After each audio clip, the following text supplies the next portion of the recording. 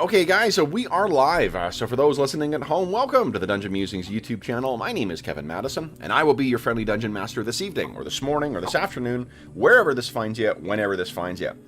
Today, we are carrying on with our ongoing quarantine campaign, playing Advanced Dungeons & Dragons 2nd Edition, playing through 2013's Legacy of the Crystal Shard mini-campaign, or adventure. And with me today are the stars of the quarantine campaign, the Quarantine Crusaders themselves. I'll go the order I've got you guys on the screen here. Why don't you tell us who you are and who you're playing and what level are you currently? First up, I've got Arlen. Hi, I'm Arlen. I am playing Gorwyn, who is a 2nd level Elven fighter. Nice. How close are you to 3rd right now? I'm like 500 away, so assuming that we're gonna get into a bit of, Yep. combative Punchy. hijinks, Yep. which I think is a fair assumption. I'm probably gonna make it today if I survive. Sounds good. Next up is John. Hey everyone, I am John. I am playing Falco Hawkfriend, our lovable healer that's, been beaten down a bit. I am a level 4 ranger, level 4 specialty priest of Solinar, which one thing I'll mention also too. called a ranger. We had we were talking before we went live. The reason we were late is partly because my breakfast showed up late. I didn't tell you guys too, but I think is it a sign of something when you get a personalized note from Denny's saying thank you, thank you for supporting us. I get those too. Not from Yeah. Denny's, but No, I get it because I've been since the quarantine started. I was like, well, I mean, breakfast every morning from them isn't really that much. So I've been getting breakfast from Denny's for about a month now, which so every day. Every day, yeah, because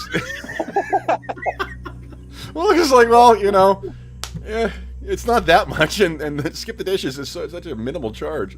But I've been getting these personalized notes the last little while saying thank you for supporting. So You personally are keeping them in business. yeah, apparently. Hey, I'm doing my part, keeping the thing going. But the other reason we were late starting was because we were talking about getting characters leveled up, and one of the things that if you are a regular listener who is not didn't grow up with AD&D, but you're getting into it now. John, we have actually had a couple players make the same or miss the same thing, which is common in AD&D, which is that you don't get bonus spells as a wizard in AD&D 2nd, but you do get them as a priest. Priests get access to bonus spells from their wisdom. So the I think the intent of that is to allow the clerics to have a little more diversity in their spells, to be able to build up the healing spells they need to have, as well as some of their other cool stuff. That is one thing to bear in mind if you're playing yourself. Speaking of priests, next up is Andrew. How's that for a transition? I am Andrew. I am playing Kola, a dwarven priest of Clangeddon, and I have just hit level 4. Very nice. Next up is Mo. Hi, I'm Morris, or Mo. I'm playing Thomas Branner, a fighter from the southern towns, who is currently 5th level. Very nice.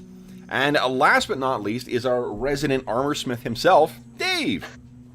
Hey everybody, I'm Dave. I'm playing Lex Wiltshire. He is a 4th level ranger of Myliki, and he is from the Neverwinter Wood. So guys, last session was, boy, I say this every session, but it really was an eventful one. We had a lot of twists and turns happen last time. What happened last session? We'll probably need 2 people to summarize, because it was seen from 2 different perspectives. Well, do you want me to do our side? go for it. Go right ahead. Yeah.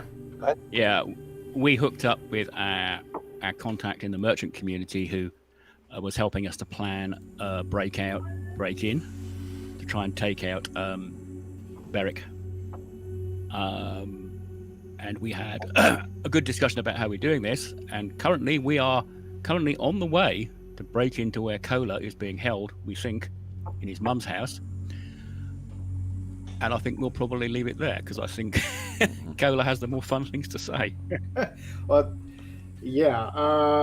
So Cola had a decision to make last time about allying himself with his family, his uncle, and accepting a ring of a ring of power infused with this crystal shard inside the black ice.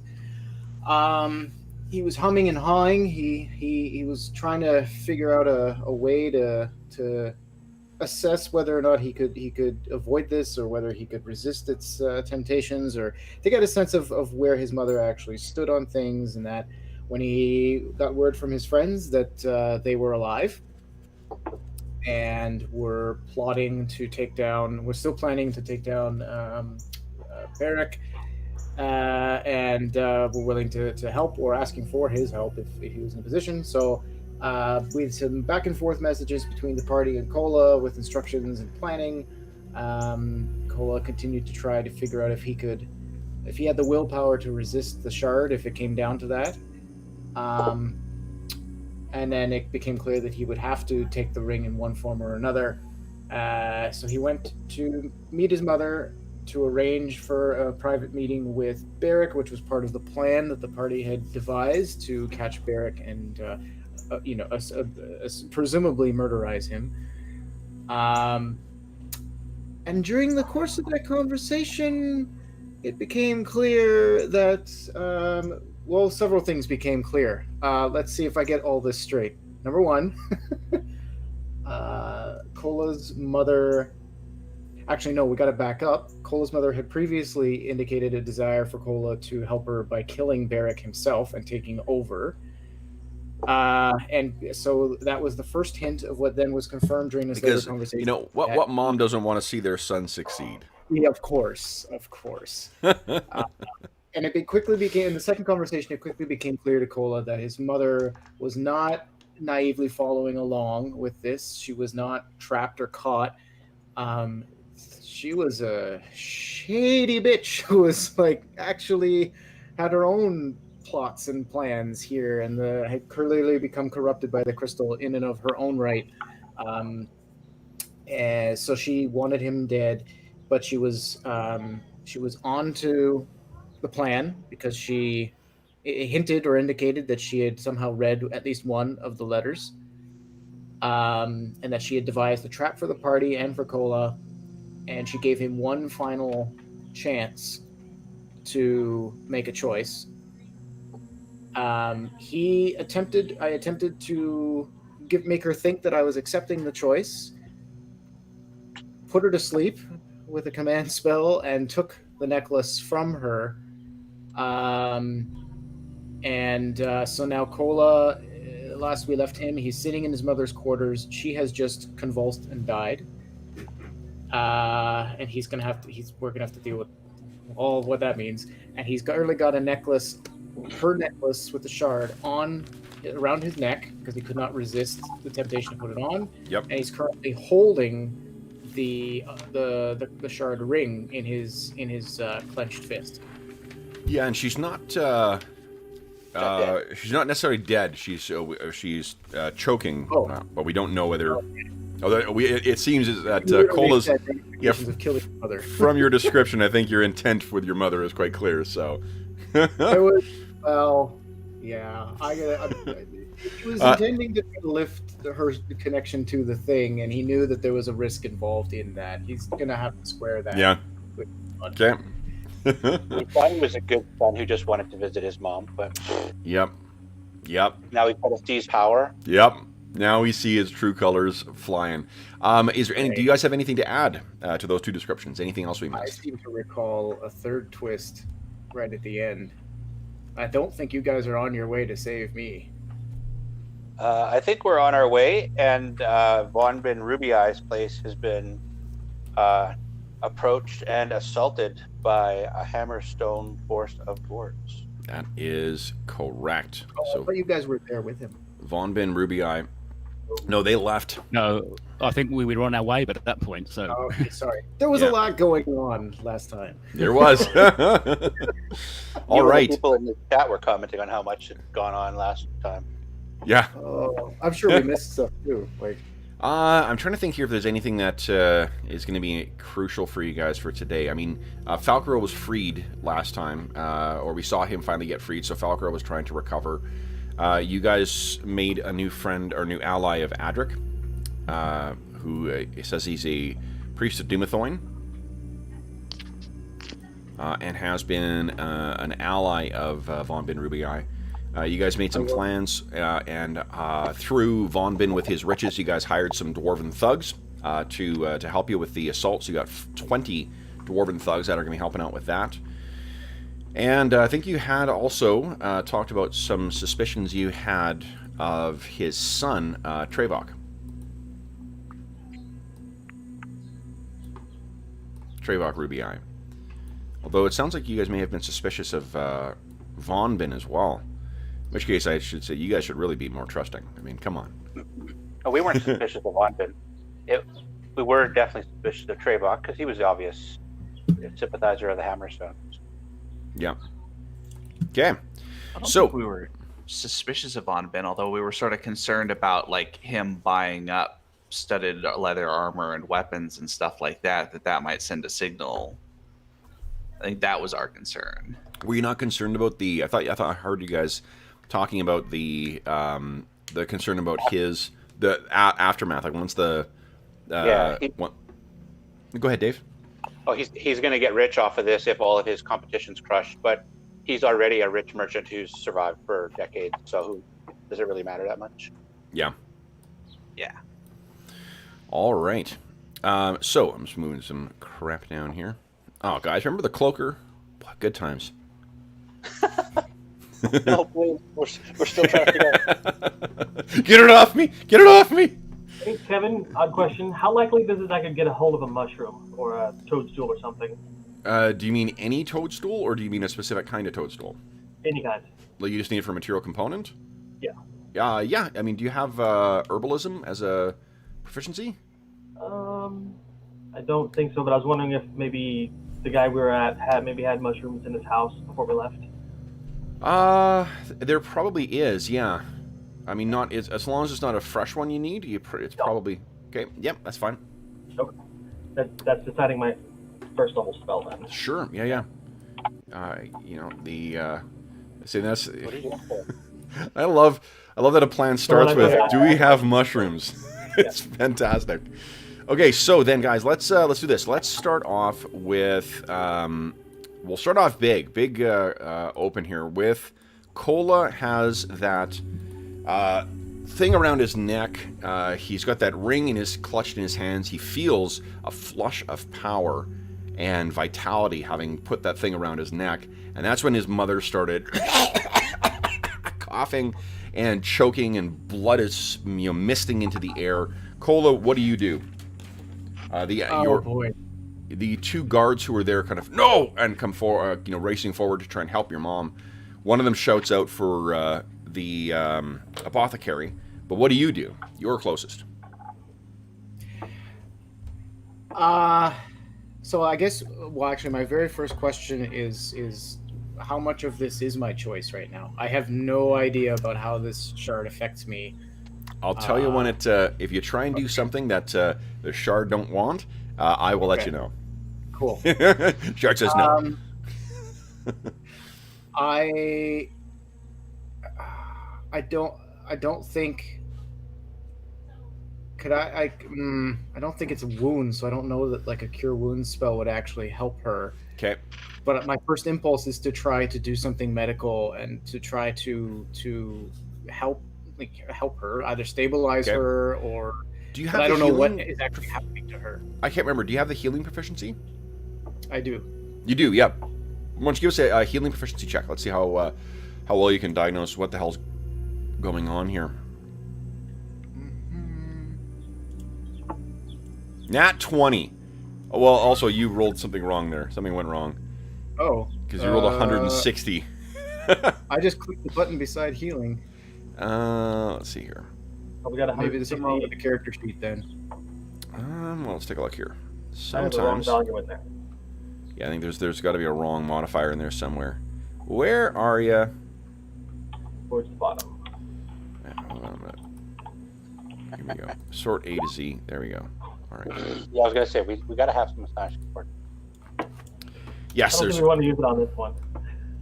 Yeah, fuck your mom. That's effectively what John's saying. Hold on here. Let's see. Okay. The most recently saved guy. Cola. Where is? Rum and cola. I actually do not see a oh, here it is. Here, healing spell. 160. What the fuck is going on here? Well, it's rolling one. That's weird. It's consistently rolling 62. Well, let's see if it's screwing up other stuff too. Does he have numbers in the second box, or the one after his? No, it's okay. So the other things are working here. Let me see. Oh fuck! I closed it. Sorry. Once again, our most challenging adversary becomes the Roll20 character sheet. Let's see. Healing. Get rid of that. That work? Yep. Okay, so you just gotta take those 0 modifiers out. Oh, so it was thinking that it was adding them together as numbers. I don't know what the hell I was doing. It's there's that yeah, I don't know what's going on. Okay, so let's try this again. Yep, so these all sound. You're riding your mom, you're tying up your mom, you're praying for your mom, you're enduring your mom's presence. Okay. You're climbing your mom. Shh, Cola, what the shit? Alright, so now I want you to go ahead and give us a healing check again. They do all seem to be working, though. Alright. A 2, okay. So remember, we're using Price is Right style. The higher you roll, the better. You don't want to go over. So you had heard of the illness that had taken her before. I think we talked about this a few sessions back, that it was a fungal infection, something that people pick up and get into their lungs, and then it just, roots or takes root there. The damage that was done by that was not able, even though they were able to clear up the fungal infection with prayers of the the gods. It unfortunately did too much damage, so she has some. You would guess if that condition had progressed into like kind of a final stage kind of thing, her lungs must be like raw meat by this point. And that's why she's struggling to breathe and why she's just coughing up blood. This is consistent with how she has looked for the last little while. You know, that she's been since you've returned, since you've seen her again, how much weight she's lost, how sickly the skin has looked. This may very well be her deathbed now. So, what do you do? Well, there's nothing. None of my curative abilities are going to do anything for her. I can't make her sleep again, I don't think. I guess at this point I just want to try to find a way to comfort her. I'm kneeling beside her bed at this point. The apothecary comes in the room. Yeah. And he goes to the far side of the bed. Cola at this point is getting emotional. If he hasn't broken some tears yet, he's fighting them back. Yep. Because I think everything is just kind of hitting me at once about it was a spur of the moment decision to sever her connection to what is clearly an evil thing. This thing has the woman he's been interacting with for the last few days is not his mother. And it was an impulse decision to do, but now of course, the full ramification is hitting him, and he's I think this is almost too much for him. Yeah. So in times of comfort, or in these times of distress, I think normally what you find is that your hand goes to the, unconsciously to the symbol of Clangeddon Silverbeard, right? Yeah, the problem is... But your hand's not on that right now. No. You've grasped one that. hand is on the ring, and the other hand well, one hand might be holding her hand, and the other one is holding this ring. So I bring that hand up. Well, I think to let the apothecary go in. You've gone back. You're on your knees. Your hand is on the amulet. Mm. So one hand now is on each of the. Yep. Things. Yep. And you have enough wherewithal right now to be thinking how wrong this is, but all you can think of is it's mine now. So her coughing and choking and whatnot almost seems to be, pardon the expression, dying away, as and the shouting of the apothecary as you're just focused on the thing. So you're just focused on. Maybe he's not as emotional right now. Actually, maybe then he's like it hasn't quite hit him yet. I think I like that better. Hoping for a future opportunity for it to all come crashing down. Yeah, I think maybe he there's a part of his consciousness that acknowledges what's happening and might feel that, but it's overpowered by this much greater part of his mind that is kind of whelmed by the part of his mind that he does have control over. Is there any impulse to try and put that thing back on his mother?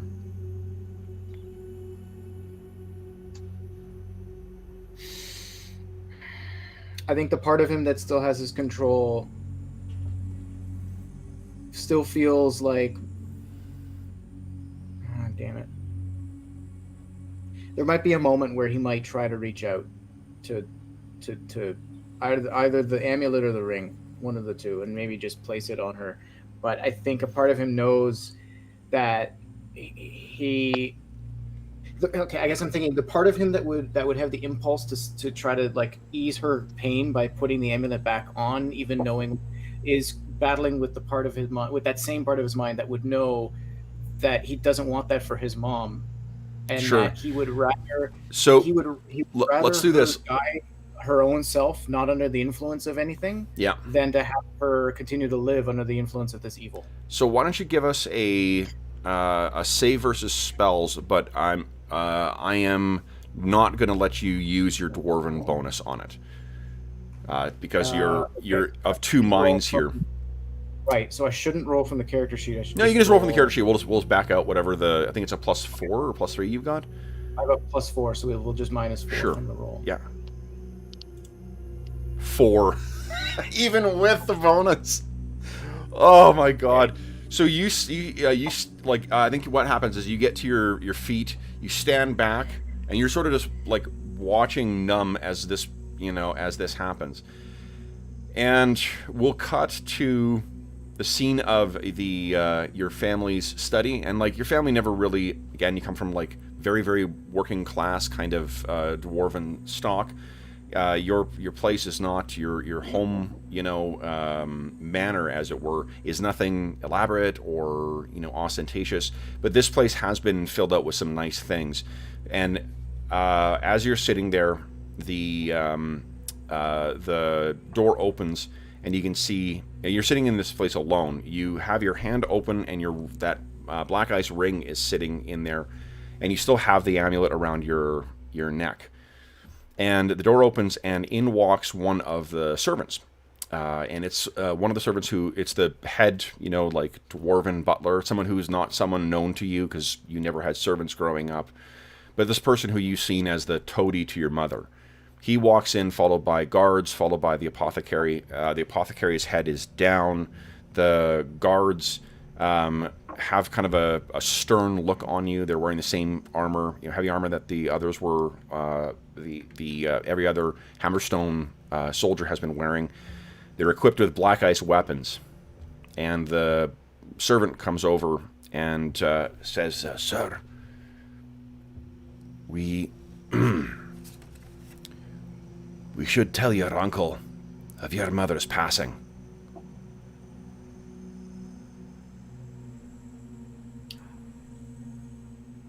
That's an interesting way to put it. What and what do you propose we tell my dear uncle? That's for you to say, Lord. And he sort of steps back. Wait, so they don't have a problem with the fact that I just killed my mother and their leader? Like they're not coming to kill me? Huh. Well, you didn't necessarily kill her, per se. You didn't put an axe in her. You didn't stab her. I see. All I did was remove a piece of jewelry. Yeah. When this is I think, I mean, for one thing, you don't really know much about the power politics of the nobility because it's just not something you were really ever a part of growing up. But I kind of ignored while I was growing up because I was focused on my priestly duties, and then I left. So. But well, also because your family doesn't have that standing either. True. So right. You wouldn't have had exposure to it. But if you were to guess, with how there are different ways to sort of to value behavior in a society. Typically, Dwarven society has things like honor, legacy, things like that. What do you think that Hammerstone has cultivated as the most important thing?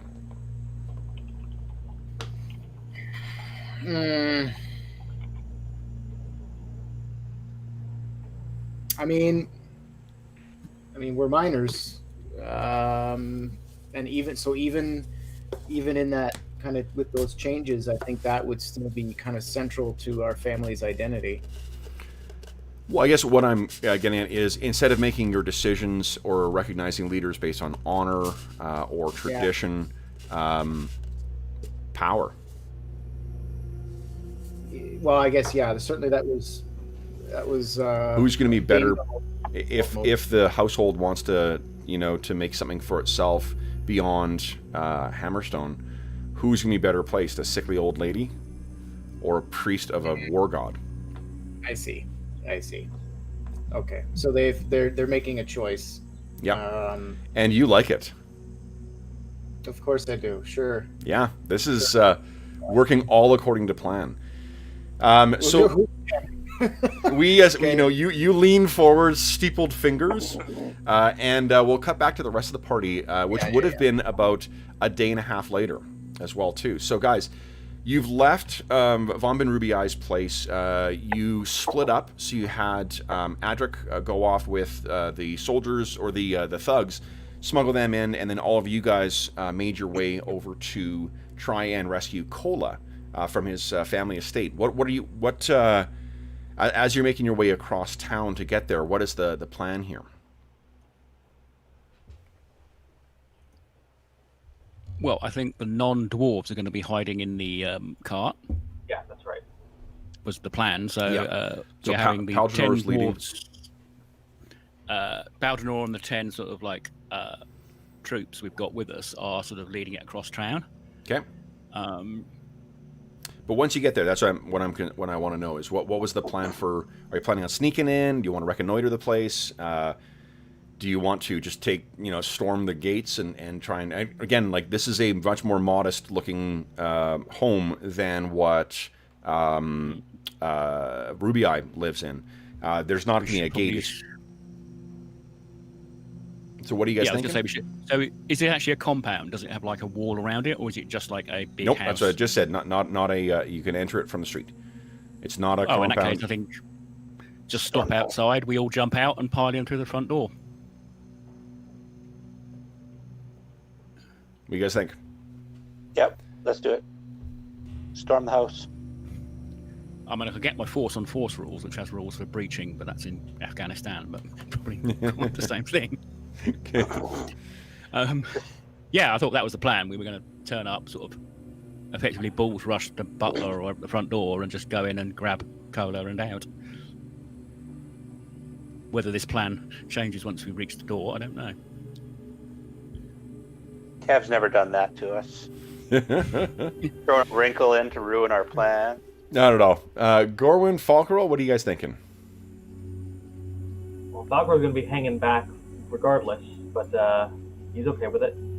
Coward! Oh, sorry. Because some of that breakfast got caught in my throat there, Falkerel. Jeez. Don't drop my boat. Yeah. Gorwin, what are you thinking? Gorwin would really be more comfortable if we were in a forest or something where he could be, sneaky and useful. But if what it takes is charging the door, then I guess that's our best plan. Okay. Who's going to take point on smashing through then? There's 5 of you, including Paldronor. What's the plan for getting in here? We're gonna push Thomas to the front because he's the strongest, and Yeah, he's got I think heavy so. armor. Effectively, we'll just knock on the door, and when they open it, we'll just push through. Who's there? Not an assault. Not an assault. Who? Got a delivery. Okay. What I would give for Storm to be here right now. Okay. Yeah, So we need you to put the cart with like the DHL or Dwarven postal delivery DHL service package. delivery. Oh man. Dwarven Holdings. Skip the dishes for Kevin. All right, so then, guys, and this is how sad my mind is because of this. Like, what I always try and do is when we're playing, I like this oracular kind of play where, like, as things develop, I try and like think of what makes sense in the setting and world. I've already started trying to think. I'm like, dwarves would have a really efficient courier service. Oh yeah. So. Yeah, the dwarven goat mail. Exactly. The dwarves drive the goats through storm and hail and. Yep. Forget You got to get the goat. That's the advertising slogan. So when so you guys arrive there, and the street is actually completely empty of any guards or whatnot. It is relatively late as well too, right? Because you guys set off in was it the evening or first thing in the morning? I think it was the evening, wasn't it? Yeah. The evening, yeah. Yeah, because otherwise Falcro would have been able to get his spells. Yeah. Yeah. So we are on. Let's see here. This is the 13th of Marpanoth. Now. All right, and That's like, what if we take the honest approach and we knock on the door and say, "Hey, we're here to take Cole away from you." So you guys arrive.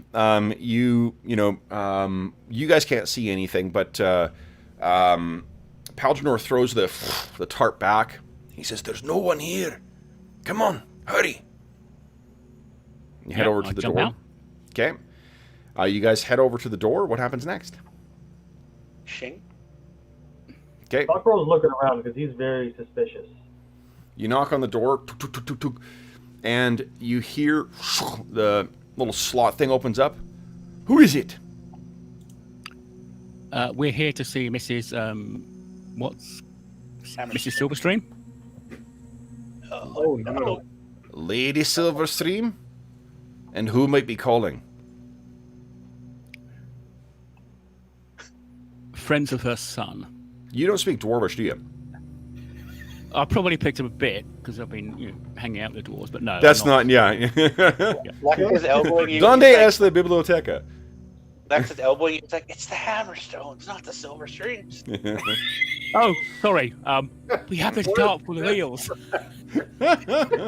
We're all gonna die. Oh, fantastic. Can I try and bull rush the door then, I think? So that even though it isn't a...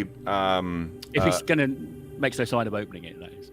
Okay, so what the person on the other side says, hold, and he closes the door. The door opens up, and he says, this way. He's heard you say that you're friends of the sun, and he leads you down into a study. You guys can see as you make your way into the study that the first thing you see is 2 armored guards of the Hammerstones. And the second thing you see is your friend Kola, alive and well, and apparently doing quite well as well because he is dressed like a dwarven noble, complete with a amulet of black ice hanging around his neck. His hand is also closed tight around something else while he rests on the on this chair. And Kola, as your friends walk in, here's what's happened. You've known that they've been coming, so you've had a day and a half to sort of think over and prepare. What have you been doing during that time? Oh, I don't even know if any of this could happen anymore now. Originally, the plan had been to cast some protection from evil before putting the ring on, and hoping that would help allow me to resist it or something. Yep. And then arrange for the meeting and try to find a way to get my gear back. Okay. To be ready to go and follow them wherever they needed to go for to lead them to this meeting. The influence, basically, now think of that plan, but in the most selfish way possible for you. So I think all of that still could be set up. You could still set up the meeting with your uncle, in particular in light of your mother's passing. He would not question that in the least. If what you say is that you're throwing in with him, you likely could show up with complete armor and whatnot. They may take your weapon in meeting with him, but I don't think he would be concerned about that. Okay, so I will reserve the decision about whether or not I'm throwing into him for another time. Okay. Assuming that is still my decision to make. That is completely your decision. What is happening right now is that everything is being all your perspectives are currently being viewed through the lens of the most greedy and selfish way that you can. Okay. You want this to be for yourself, which is why you've assumed control of the household at this point, which is why the guards are listening to you at this point. Remember, they were. What you find is that they were loyal to your mother, not to Barrick. So they're loyal. They're loyal to the family. Well, no, because that's not. There's not really. The family is people, and some of them were loyal to your mom. Some others are loyal to Hammerstone themselves. Here right now, we're loyal to my mom, and now they're loyal to me because they see me as the best way to. Because they too are feeling the exact same pangs of greed. Yep, because they're wielding black ice weapons as well. I'm seriously thinking that I've got to go through an alignment change at some point in time because I'm lawful good, folks. Well, you are under a malign influence at this point, so. Yeah. So as your friends come into the study, what do they see? What do they see that's changed about Kola? Aside from his attire, I think there's an intensity in his face that wasn't there before. Kola's always been a kind of a reserved, very quiet kind of member of the group. Reserves judgment, rarely speaks, or certainly doesn't. He's not the one to kind of take charge of the situation. Even in fact, in times when the party has turned to him to take the lead in situations, mostly since we got down into the valley, there's been a reluctance to do that because he's not comfortable in a leadership kind of position. When you guys walk in, you see him standing about as tall as a dwarf could stand, chin up. He seems to have a sense of the room that he owns this room and he owns the people in it, and there's not even a shred of subterfuge in that kind of guise at all.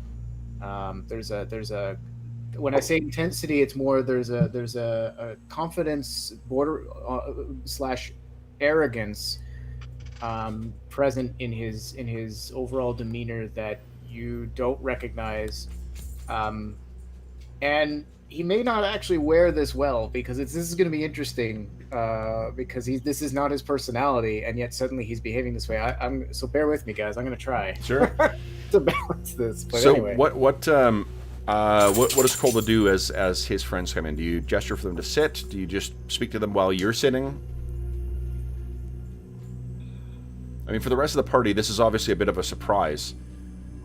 And you have not revealed yet, Kola, that your mother's dead to them. No. So, guys, as you walk in and you see Kola sitting there, you see the Hammerstone guards behind him, and you see an amulet of black ice around his neck. What do you guys do?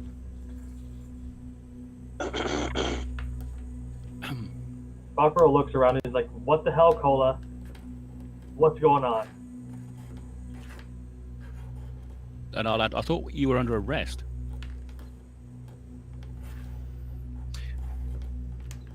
Welcome to my home, my friends.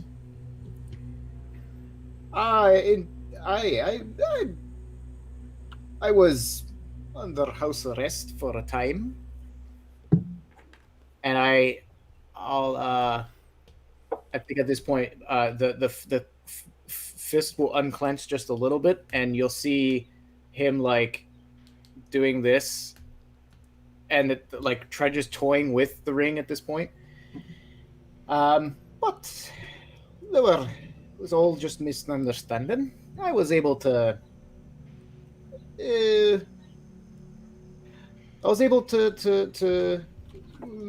Get everybody to see things my way. I think I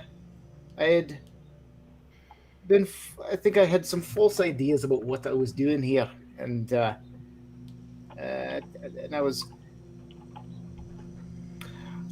was shown the error of my ways. I was shown the potential for other opportunities and other ways of going about getting what we wanted. I think I've got some other ideas here, and I don't know. Andrew's losing train of thought. It's good that you've got ideas, because I think we've got some ideas too, guys. Take the black ice. Lex draws his swords. Okay. The guards behind had their weapons at the ready for this eventuality. Cola, would you have made any preparations for the eventuality of this happening? You probably have a total of 10 guards that you can draw on. I'm sure Cola would have. Andrew, however, did not necessarily anticipate. Okay. So, yeah, I suppose there'd be probably 5 guards with me in the room. Well, we've established that there's only 2 in the room right now, so you've got 8. Right, Yeah. Okay, 2 in the room. So the others, I probably would have. There could be an adjoining room where they've been waiting. They could have been levels, or there's 2 levels to your home. You could have told them that, like, as soon as they move into the room, to move into the hallway. I think I would have. Certainly, the outer gates to the house would be closed and barred as soon as they entered. Well, remember, there's no gates. Your house, okay. Right? Your house is not a non-ostentatious. Oh, it goes right onto the street. Yep. Okay. Yeah, sure. We could have a couple of them kind of like come in and close behind, and then the others would be sitting in an adjoining room, waiting for something to happen. I don't know if I would have had a signal. Maybe I would have had a signal. I don't know what that would have been. Maybe I could have easily made it if there's trouble come in. I don't know. Yep.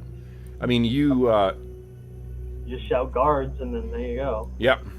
I think that is, and I think what's interesting is the fact that Cola's wearing just noble clothing. Yeah. I am not, and I'm wondering to what extent could we say that Cola is made a deliberate choice not to wear armor. How much, like, he remembers everything that's happened to him. No, you're struggling against that for sure. So let's do this here, guys. I'm just going to put. I'm setting up a map here. Well, I got the map set up. I'm setting you guys up in here. Cola, Lex. Gotta grab Paldranor's token as well. Nice knowing you guys. It's been fun.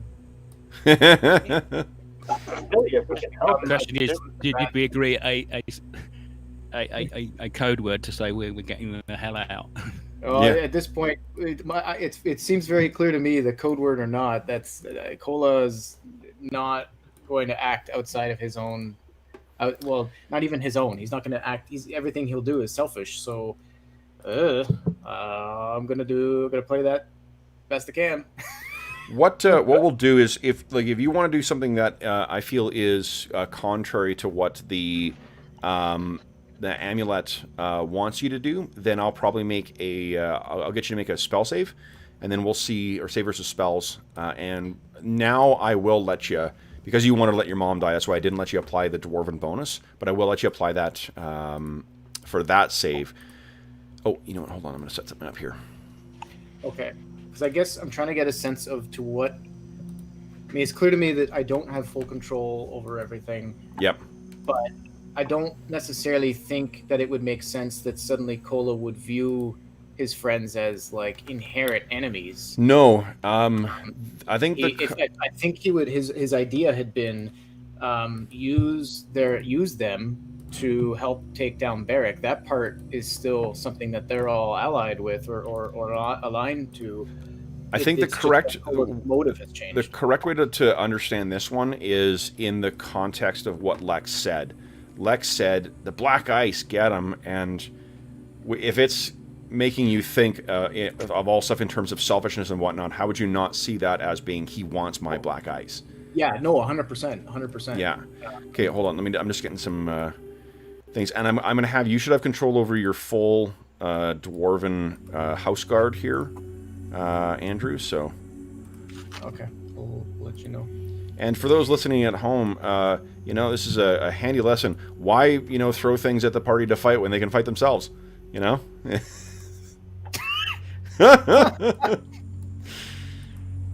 Great stuff. Wonder what my I knew we should have brought all 20 of our guys. What was that, Did you Dave? not bring all 20 of your guys in here? No, they went with Adric to go and take a position. Yeah, we had 10 with us on the cart. Oh, yeah, right. So I presume they're actually at the sort of the front door, because presumably we No, burst in you took no one with you. You took everyone. Yeah, we they did. all went to. We said last time that we were taking 10 with us and 10 were going to Adric. But Oh, they did you? wouldn't have Okay, come so in the they're. house. Yeah, they'll be I don't think outside they then. come in the house. Yeah, in which case and the door's closed, so they're not going to get word that this is going on. Sorry, guys, I thought that you had left. You sent all of them with That's Adric. right. Okay. Then let's see here. I need Paldronor. Hold on here. All right, where are you, Paldronor? There he is. You don't have Alehead with you either. Okay. There's Paldronor.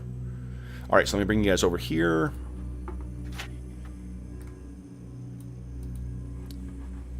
You guys are right up here.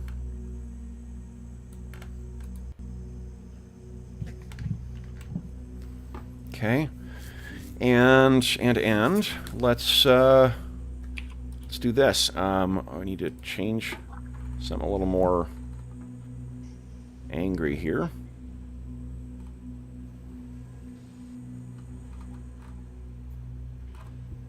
Oh, let's do this here. Put this down. There we go. All right, so guys, here's what we'll do. We're going to start with Andrew. You're rolling initiative for you and your group. Lex, you're the one who initiated combat, so we'll have you roll for your group. Andrew, go ahead. Both of you guys. I'm not even rolling initiative here. So, Andrew, all of your troops will act on your turn, and Lex, you'll be rolling for the rest of the party. So, go ahead, guys. 7 for Kola, 9 for Lex. So, let's see here. The guards are equipped with, figure that it's mostly just battle axes. So their weapon speed will be a 7. They're acting on a 14, and then Kola, figure out whatever you're doing. Okay. Am I gonna... Kev, you're... Okay, so I'm managing all of those guys, and... Okay, all right. Yep. All right. Bear with me, guys. And all you need to do is just keep track of yourself and then the enter in for them. If they're attacking, then they'll be on a 14. If you're choosing to do something else, then that's fine. I think the ones... It's simple. Let's hear. Arlen and John, give me a D10 roll each, please. Just going to check and see what whether they're surprised outside, whether they can act this round or not. Yes, they can. Okay. They've been waiting for this. Attacking, it's a 14. Their attack speed is an 8. Yeah, their weapon speed is a 7. 7?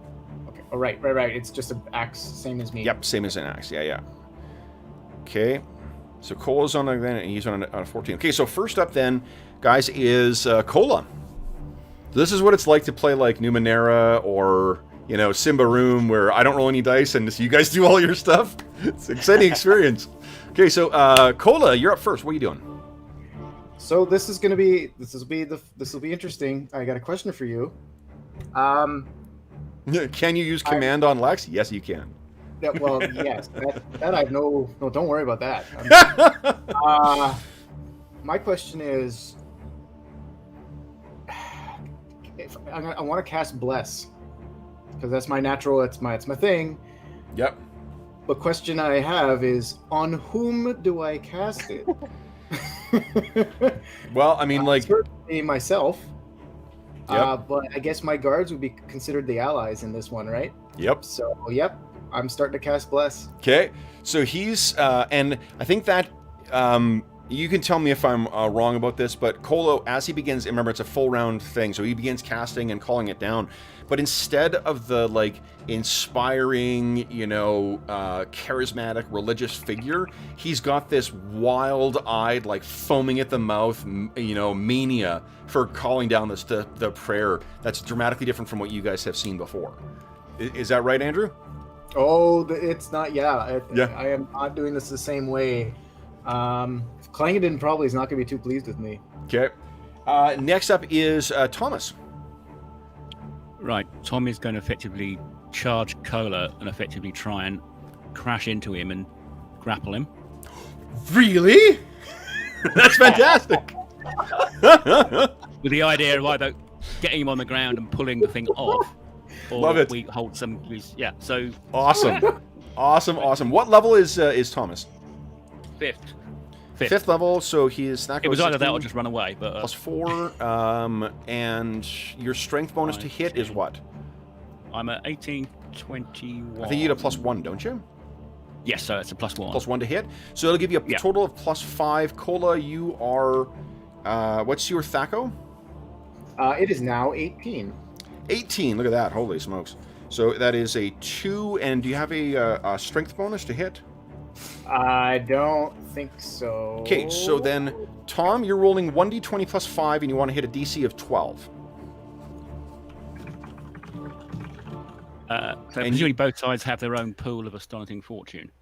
No, you guys are drawing from the same one, because the DM's a jerk. Okay, Which means Nicola can drain it all.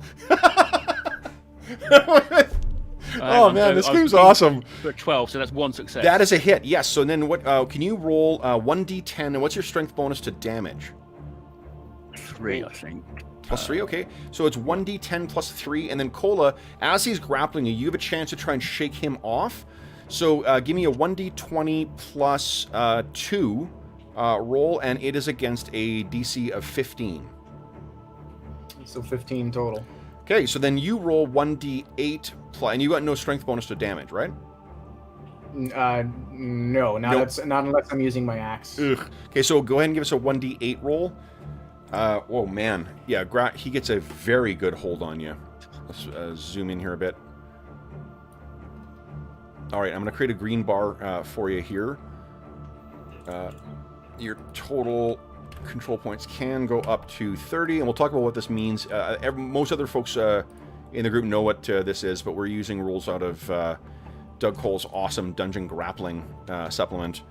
Ooh, I was interested in this. This would be good to... So 8, holy shit! So he's giving him a good what for, you know? So he shakes off... What this is when someone starts a grapple, you automatically get a chance to try and resist it and shake it off. He got an incredibly good grip on you, but you managed to shake a good chunk of that off. So you've only taken 5 control points, which means you are grabbed. You are not... oh, that is 1/5. Oh, it's... Is 1/6. 1/6, yes. I can't do math. Okay, you're a lawyer. Yeah, exactly. This is why I went into law, not accounting. Yeah, I'm a historian. What the hell? That's just grabbed, not grappled. Yes, exactly. So but then, does he have to make a check for his spell? Because Bless takes a full round to cast. grabbed is, hold on, it is, yes, it's a 1 to 2 miscast. So give us a D6 roll, Cola. On a roll of 1 or a 2, you lose the spell. Oh, interesting. Nope. Nope. He's so. Look at this. That's awesome, Tom. You get in there and you start trying to pull him down. Hold on a sec. Roll 20. I call bullshit on you. Now that I'm fighting against my party, now you're giving me the max rolls? Fuck you. Roll 20. What can I say? It plays to a DM's sense of drama. So, all right. So yeah, he's shaking him off. Then it is. Let's see here. What you know what I'm gonna do is I'm gonna put a green dot on you, Tom, just so we know that you're grappling right now. Mm-hmm. Next up is Falcarel, Lex, and Gorwin all at the same time. Okay. Falcarel is going to start. He's going to move and cast a spell. Okay. I'm casting Puffball. And what is? It's I basically take that toadstool or mushroom that I got, and I'm imbuing it with magic, and I'm going to throw it at this guy right here. Okay. It'll explode to a 10-foot radius spore of clouds. Now, let me ask you something. Hold on, John. Where is this something that's an uncommon or rare spell out of the Priest Compendium? It's uncommon for druids, yeah.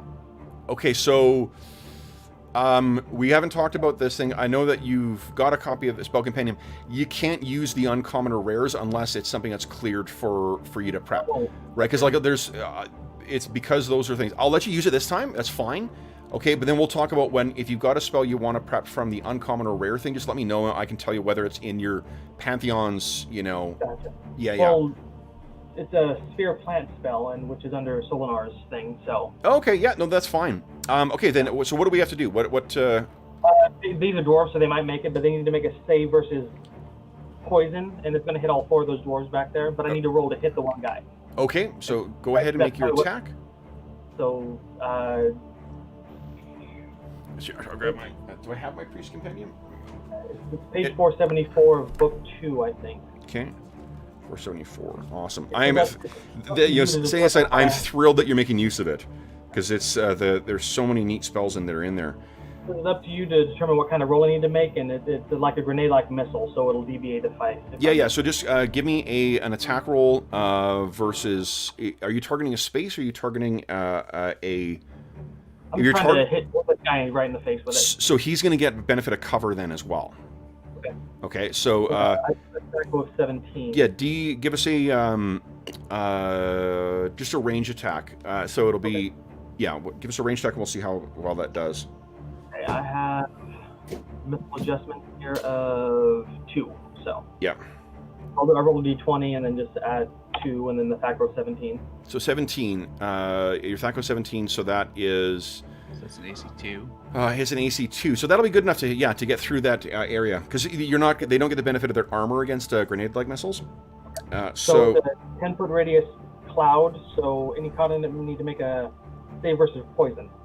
Okay, so if you hit them 10... I'll make all of them make the save. And let's see here. They're... hold on. Actually, Andrew, do this for us. They would have a save versus poison. Oh, sorry, I didn't set up my DM screen today. So their save is going to be 14 plus 2. So would you roll a d20? Anyone, you need a 12 or higher to succeed against this. So roll 4d20, please. 4d20s, yeah. Yeah. One of them saves. Okay, so the cloud is going to dissipate in 1d3 rounds. Or 1d3 plus 1 round. Okay. So 2 rounds, but until then they lose all dexterity bonus and saving throws. They can make no attacks and lose all dexterity bonus at armor class. Can they move? They can, but they're still affected for 1 round after they escape. Okay. Sounds good. Awesome. Okay, this stuff goes out. And the effect of the mushroom comes apparent to all. Gorwin and Lex, what are you guys doing? Well, Lex is going to run forward.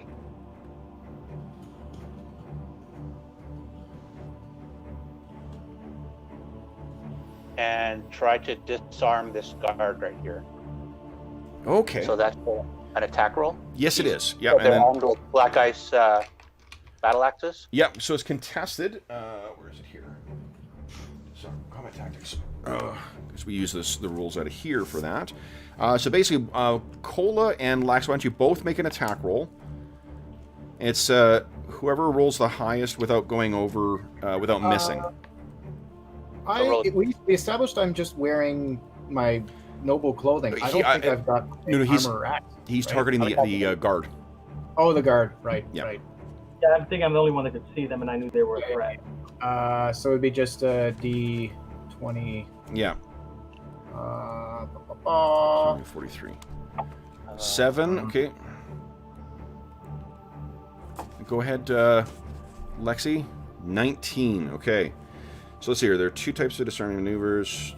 So you are disarming. You roll against an AC 0, which that would hit, and the intended victim goes against an AC 4, which is a miss, which means that sword or the axe goes flying out of his hands.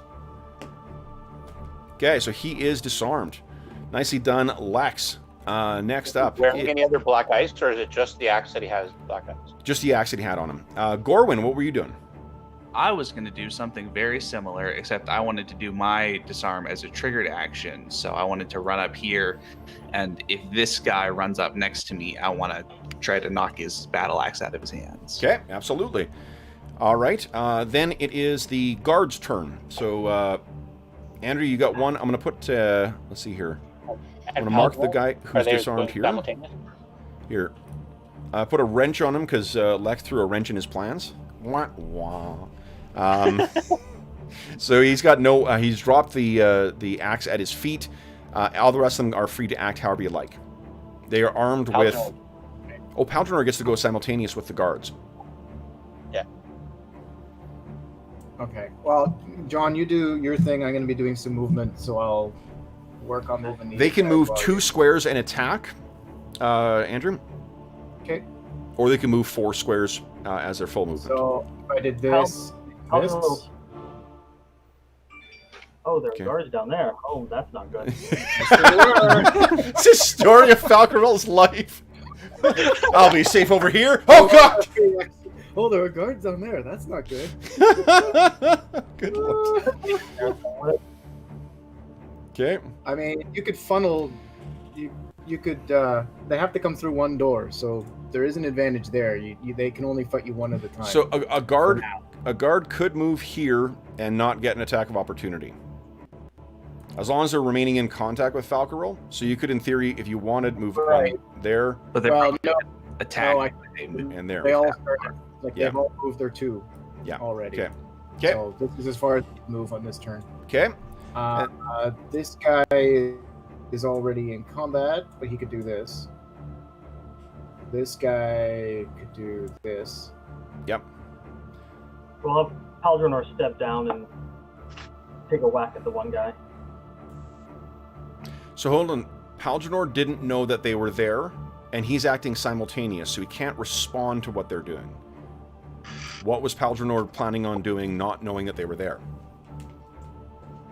That's a good point. I'm full of them. Oh. Good points. Speaking of full one, I'm going to go grab my coffee, my second coffee. You guys keep making your moves. Once you guys are ready to make attacks, go right ahead. The AC of the dwarves is a 0 with the shields up. And remember, the shields, they can make a save versus breath weapon to break shields if they don't want to take damage. So, yeah, Palgrinor was pretty much going to step up and ready in action against the ones coming at Falcarel, but... Okay. Which direction? Well, he could only see the ones from the northwest. Okay.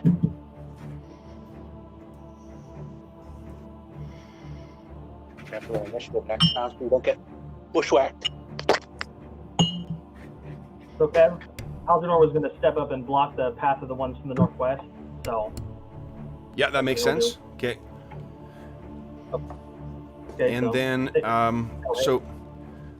they walked out. We have an attack from one of the guards, it looks like. 2 of the guards. Yep. So... One attack. One attack on Tom and one attack on Falcarel. Is that right? That. What? Yeah, there'll be this guy will go against Lex. Well, so that Well, he guy. has to pick up his axe. Oh, Yeah. he's got to pick up right. Okay, so I guess he'll because he was here. Yep. When he moves over here, he'll do that. He'll Yep. pick up. That's all he can do. Yep. So yeah, one against Tom, one against Paldronor, and one against Falco. Okay. So I guess Lex or Tom rather. Okay, that's a miss. Against Paldronor. Also a miss. Yeah, this is now I'm getting bad rolls. And against Falco. Of course. Well, Algernon rolled a 19 against his attacker, so Okay. that's, So, so what's the damage? damage is one. It's with the axe. Yeah. 1d8 plus 1. Oh, So that's the guard Nice. Algernor's attack. Holy shit! Oh man, DR applies. But it Oh, ignores yeah. 1 point of DR. But it ignores 1 point. So his 0 DR from his leather armor. Holy no, shit! No, that was No, that's Falcorel rolling for Paldronor's attack on this guard. Yeah. that guy. Oh, hold on. Well, Cola. So who did Cola hit then? Cola hit. Cole Falcorel? hit Falcorel and he hasn't rolled damage. Okay, so go ahead and roll damage. So why is Falcorel rolling damage? Algernon Because hit- Paldronor rolled the 19 to hit this guard. Oh, okay, yeah. Okay, let's deal with Falco first. I Hold- was gonna get confused. Paldronor didn't have enough movement to get in to attack these guys. Yeah, he moved 5 feet. they moved to him. But again, they're all acting simultaneous, though. I know. How would he have known that he could attack them? Like, if remember, he's declaring actions beforehand. Is his action is I'm just going to attack wildly at whoever gets in range? When you stepped away, I said he was going to step over and because he could see these No, guys no, from no, the but- spot. Was his action going to be when you declared the action? Was his action to run over and start attacking those guards? He was going to step in the way. right. You see what I'm saying? Because like he wouldn't have been able to reach them and attack. It's only if those guards came in that he could do it. If what you're saying is he would prepare an action to attack, then yeah, that makes sense. But otherwise, how is it what he's doing not responding when it's all happening simultaneous? That's what I said he would do. When you stepped away, that's what I said to the group, that he would step over and block them from getting to Falcorel. But he can also hold. He knows there's guards nearby. He can also, as a warrior, Okay, okay. weapon speed to I- hold this- if someone that- comes near. That seems a little fishy to me, but I'll let it go. So On- that's a hit, tactic. and that's damage. So we need to roll 1d8 plus 1 for the damage on Falcarel, and that ignores 1 point of DR. So that the total that the thing takes is actually 8, which means you've dropped that one. You've killed one of Cola's dwarves. No. I take 6. Okay, There you go, Falco 6. Well, 6 damage on Falcarel. Oof. Okay, and then this guard, you should have access to the health bars on them too, Cola. Oh, okay. Yep, I've got Yeah, I that. do. Okay, Health so bar on this all of them? guy, he's done. He took 8 points of damage. Yeah, he has a Uh, DR 2. What the what do you call it? Put a negative hit point value. Yeah. Because if I do minus, all it does is take away from. Oh, I see. I'll just minus 9. Yep. There we go. Boom. He down. Okay. Then it is. Let's see here. Yep. Perfect. I think that is the end of the round, isn't it, guys? So we're on, Yeah. on to round 2. Plus does not go. So then, Well, I guys, guess plus goes off, but it doesn't do anything for anybody. which doesn't? The bless? Plus wouldn't go off, right? Because I failed. Oh, I got a 6 on that roll. No, Yeah, no, you you succeeded. Got it so off. they're all blessed. There's 6. Oh. Yep. There's 6 of your allies of the dwarves who will have a +1 now. So these 3 over here, and these 2 down here. Blue is bless. Oh, okay, great. That's a good idea. Okay. So, guys, go ahead and roll initiative. I got it. I lost, didn't I? Yeah, I'll do it for us then. Okay. He said. All right, Yes. that's our side. Yes, sir. I'll mark him, Andrew, so you can roll Yeah, initiative. sorry. I No, that's okay. I focused should have on been that. clear. I should have been clear. these guys still can attack, so that's good. Andrew Oof. beat Thomas at 1. Thomas got a 1. He wants to take Cola down. Look at that. 4. All right. So put down your actions, guys. Scroll is just movement, right? Say again? Withdrawal is just movement. Withdrawal is just moving. That's correct. Yeah.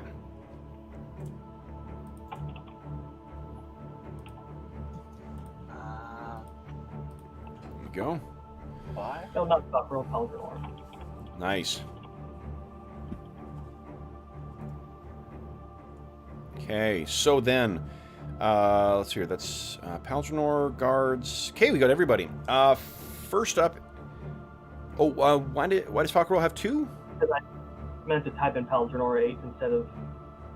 Oh, okay, got it. Yeah. No problem. Okay, so then, Thomas and Falcarol, you're up first on a 1. This is a favored round. 2. Yeah, I just need to have a clarification. Especially what Tom's going to do is try and effectively continue the grapple. So grapple is a speed 3. So that would be, I'd be on a 3. You'd be on a 4. And can I actually draw a dagger with my other hand, you'd be or on do a I have 4. to use both? 4 more. Yeah, so it'd be 4. So Okay, so let's go with Falcarol first. Falcarol is withdrawing, so I move 3 squares. Yep. There. Okay. living dangerously. Well, the other guys are coughing in the fit. I know they can't attack me.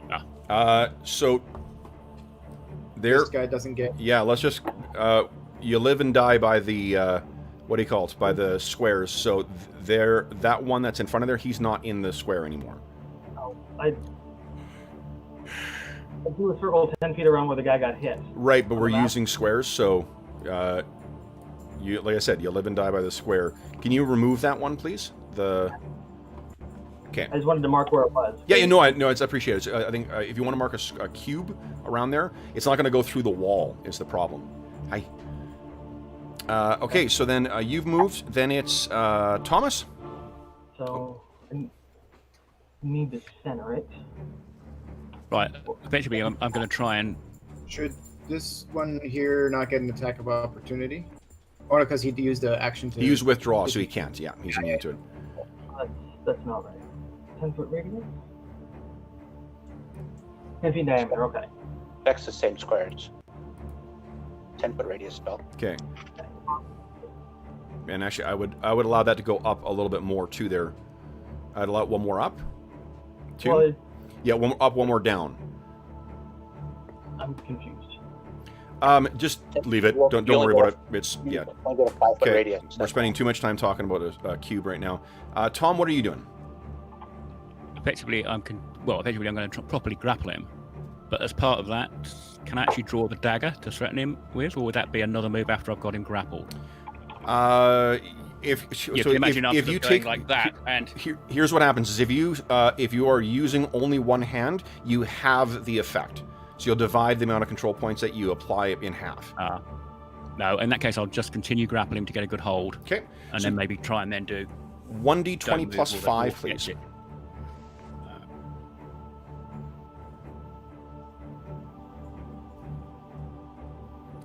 15 is hit, so go ahead and roll 1d10 plus 3.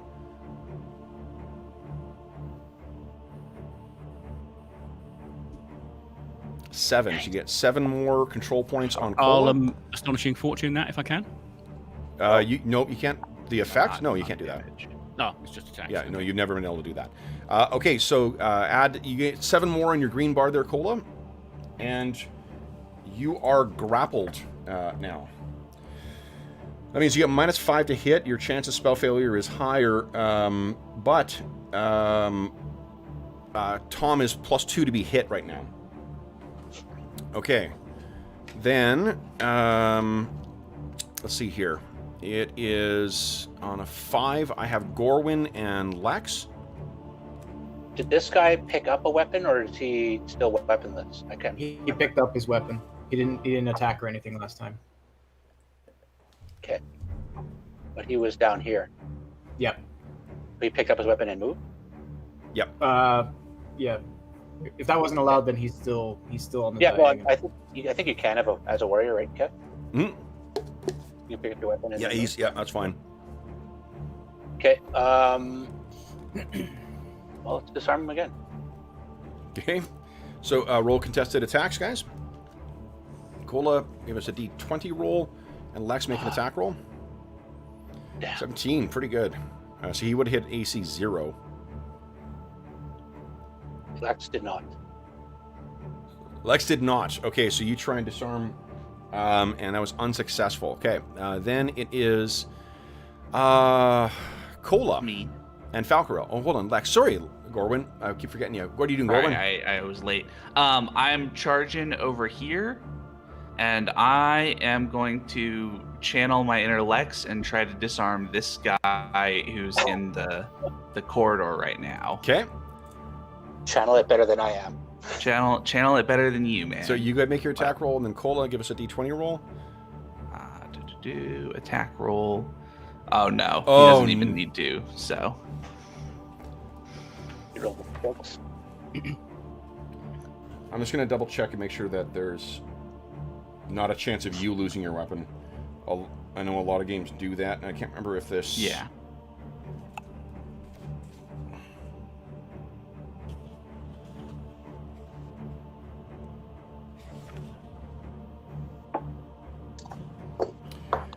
One thing I wasn't doing, so it's 1d3 minus 1 squares away in a random direction, so I should have done that for the other guy. Sorry, that way it's not just like, a 1 second delay. Yeah, because otherwise, every time you disarm the guy, he can they just pick up. And to be honest, that's a complaint I have in a lot of games for their disarm rules, is that they're effectively useless. Well, and it's sort of designed with that random direction stuff to disrupt a formation, right? That you could, like, if they've got a shield wall, you could disarm, and that way they can't keep the shield wall up. Okay, so then let's see here. There's no consequence for failure, and we're not using critical fail rules, so it's just you just don't succeed. Yep. Okay. So would this guy who I disarmed last round be having to pick up his weapon? He would have to move to pick up his weapon last round. We'll do it going forward. I fucked up for the one round, so we'll assume that it was one away. It was where he needed to move, and he walked over and picked it up. Yeah, sounds good. Okay, so but sorry about that. Lex, you were on a 5 as well. I missed my disarm. Oh, sorry, you guys are both on a 5. Okay. Then it is Paldranor and Cola on the same round, simultaneous actions. You hear Cola again, like a unintelligible, like grunting and yelling and such. But you do see what is familiar about what's happening is you see his beard start to glow a faint hint of silver as I cast silver. So give us a 1d. You got a 50% chance of spell failure right now because of how grappled you are. Give us a 1d6 roll. On a 1 to 3, you lose the spell. You bugger. Jeez. It goes off. Hey, I had a question. I actually have an AC Your question, now. John? Well, I don't know who moved Paldranor, but I was wondering if those guys are still hacking, because it says that it persists 1 round after they leave the cloud, and if they're still, unable to attack, Paldranor would go assist Gorwin, block the guys from coming in. So. Yes, they're still hacking and coughing. Yeah. So yeah, Paldranor would have gone down here to. Would he? Yeah. I don't. He was facing this direction and fighting this If his guy. action last time was to protect Falcarel, I think it makes sense that his action this time is to protect Falcarel. Give it to you guys if you want. Yeah, I moved him up here because he was here facing this guy, fought this guy, and he can see 3 more coming. He doesn't know what your spell is. Yeah. And all he knows is that there's guys coming in the room, and we need to try and concerned more out of mechanics and more about Paldranor killing another dwarf. He doesn't have to kill them. He can disarm them. Yeah. He knows we need every dwarf alive. Yeah, Grand trying to scheme. disarm them then, sure. Yeah. Maybe he notices that we're trying to disarm them in the over the last little bit, and he's the only one who actually took a killing blow, and maybe should not do that. Okay. He also, he is also sworn to the Silver Streams, and these are Hammerstone lackeys. Yeah. Okay. And he's got a grudge because he's been tortured, but. Yeah, this is very true. He's fresh off from being tortured, and you think you think Falcarel got it bad. Okay. Yeah, well, it makes sense that he's going to smack people around then. Yeah, definitely. I totally forgot about the. That's some good role playing there, John. I didn't even think about the torture. Okay, so basically, what's going to happen is the spore cloud will last. It goes away at the end of this round, but they will continue to feel the effects of it for 1 more round. Yeah, and pretty much until the next turn, because I know 2 of them are already outside of it, so they're just done for this turn. I think they still are. If you had situated You did. What I don't want is, like, I didn't want the circle because it goes outside, like it stretches into the room. But I think that the bottom guy, I think all 3 of those would still be within the rough area of it. So they'll still be affected. I'm just going to get rid of that now because it'll be done at the end of the round. But they'll still be affected by it for one more round. Still coughing away from the spores. Then it's, let's see here, Paldranor's gone, Cola has gone, guards! Guards! What are the guards doing? So, I think, we need to keep this guy here? Nope. He's dead? I can get rid of him if you want. I'm thinking this guy could go here. Okay. No. Nope. This guy could go. No. Because the wall would end. Yeah, you can't move. You can't squeeze diagonally through there. He could try and. They really are. They're effectively like pigeonholed here. Well, no. I mean, they could bull rush. They could just try and push their way past Paldranor. And then all get in. Yeah. Okay. Yeah. How would I? So, 2 different ways. We can use the overbear, which is. Would that count as an attack, or? There's an attack of opportunity that Paldranor gets on this, and I may just choose to change this and use. What you can do is dungeon grappling is you can try and like get some grappling and then convert those points over into a bull rush, but that's like wrestling and then throwing. If you're just trying to. But aren't those guys not allowed to attack because of the spell? Oh yeah, they can't attack anyway. That's right. So they can't make an attack roll, so they can't do a bull rush. Yeah, they can't do a bull rush. They can't move then. They could. The one on me can. Yeah, the other ones could move around to the other side. You know, like what he could do is tell them to go around the. Oh no, because they can't access. There's actually not a way to get into that room any other way. They're stuck. Okay, so then the ones that can act this round, Cola, are the one that is with Gorwyn, the one that is with Lex, and the one that's with Tom. The one that's attacking Tom, you get a +2 to hit against him because he's grappling. Okay. All right. So we'll start there against Tom. Okay.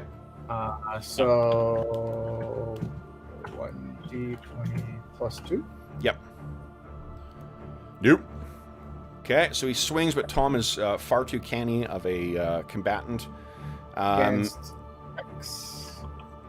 This is against Lex? Or I guess this guy could go against either Lex or Tom. So yes. Maybe we'll do the same thing against Tom? Okay. I apologize, guys. I'm starting to act more like a DM than a.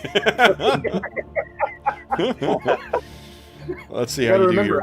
Right, if their job is to defend Cola, that totally makes sense that they would attack the one grabbing Cola, not the one who's standing there who just happens to be in the fight. Yeah, trying to knock their weapon out. Okay, that is a miss as well. They have a THAC0 of 19. They get +1 to hit from specialization, and that means they have it's 18. Oof, that one hits. That's against Gorwyn. Yep. Gorwyn. Okay, so it's 1d8 +1 damage.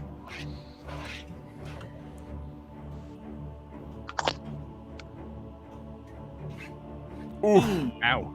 Nasty. Sorry. Oy. All right. Okay. So that is hit. Then it is. Let's see here. Do we have any? Tom's a fighter, but he's not using a specialized weapon. Paldranor. Paldranor gets a second attack. Okay, let's give that a roll then. Okay. Nope. Ugh. Not good. All right. Watching that body. Yeah. You know, it's probably the cloud that's throwing him off, or the psychological impact of he worked out his fury on that first one, and then realizing he murdered a dwarf. Well, murder? Okay, so guys, I think that is the end of the round. We're on to round 3. So would you guys kindly roll your initiative? Oh, we're at our mid-session. Do you guys want to take your mid-session break now? That would be helpful for me. You and your bladder? Okay. So let's take our mid-session break, then we'll roll initiative, and then we'll carry on with the intra-party conflict here. Okay, so back in a moment, folks.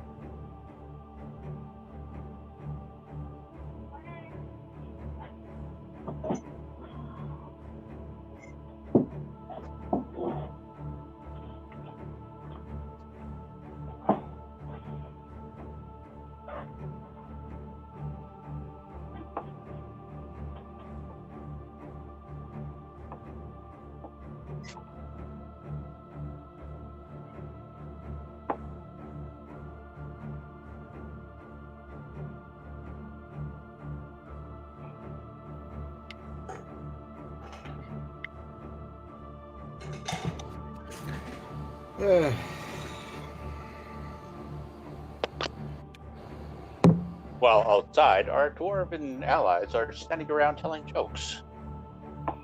Hey guys, you want to come in and help out? We're gonna have to start like typing in our plans in the chat before we leave off for a session, just for a reminder. What do you mean? Like Kevin does like round 7s when we left off before, just like put a blurb in there saying we decided to do this, and the next session we don't have to. 10 dwarves are coming with us, and This would be a lot more chaotic then. chaos. Well, assuming that they'd let 10 armed dwarves into the house, right? If I had 10 guards and saw 10 opponents plus us coming, I wouldn't, You guys can stay outside. Yeah. You guys got this. We need them to take on Barrick anyway. I need to get down there and help our friend Gorwin. I was thinking about doing that. Yeah, Cola's actually turning out to be quite useless, so That's good. which may or may not be intentional. I'm not looking at the Tom's chances if there's 3 dwarfs up against him, so. Roll's not useless today.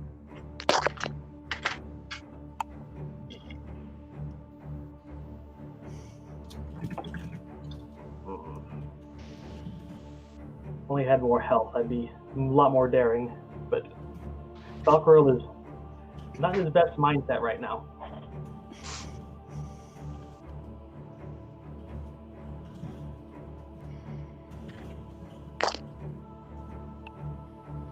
All you need is tea and cookies. Here, here. I thought you were going to say all you need is TNT, and I was like, yeah, that'd be helpful for this fight. Oh yeah, We just Lava. love the entrance to the dwarven mines and say, you guys can suck it. We're going back to the silver streams. yeah.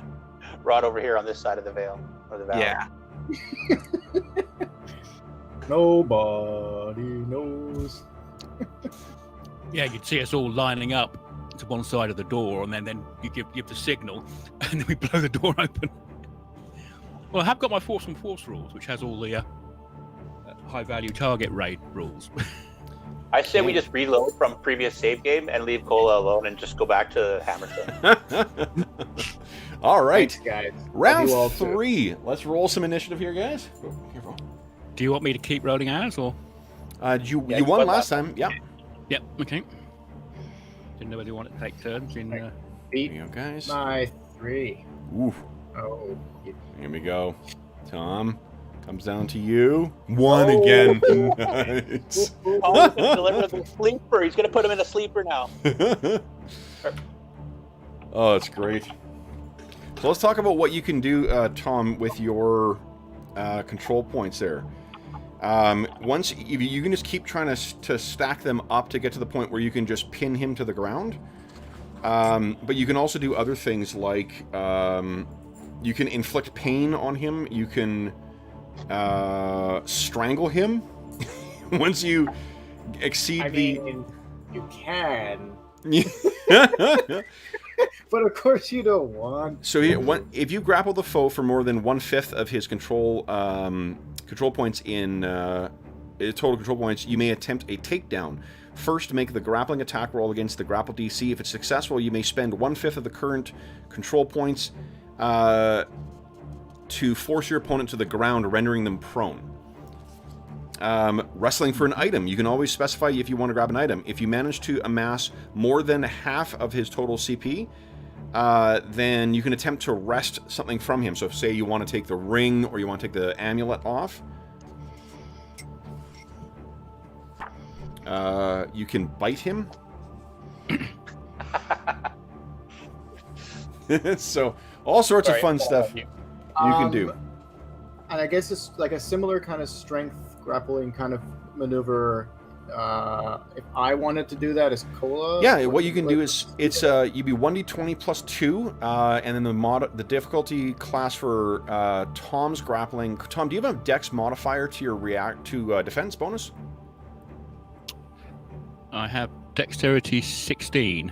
Okay, so what's your Which Defense adjustment. I think the Defense defense adjustment is -2. 2. Okay, so then his grapple DC is a 17 then.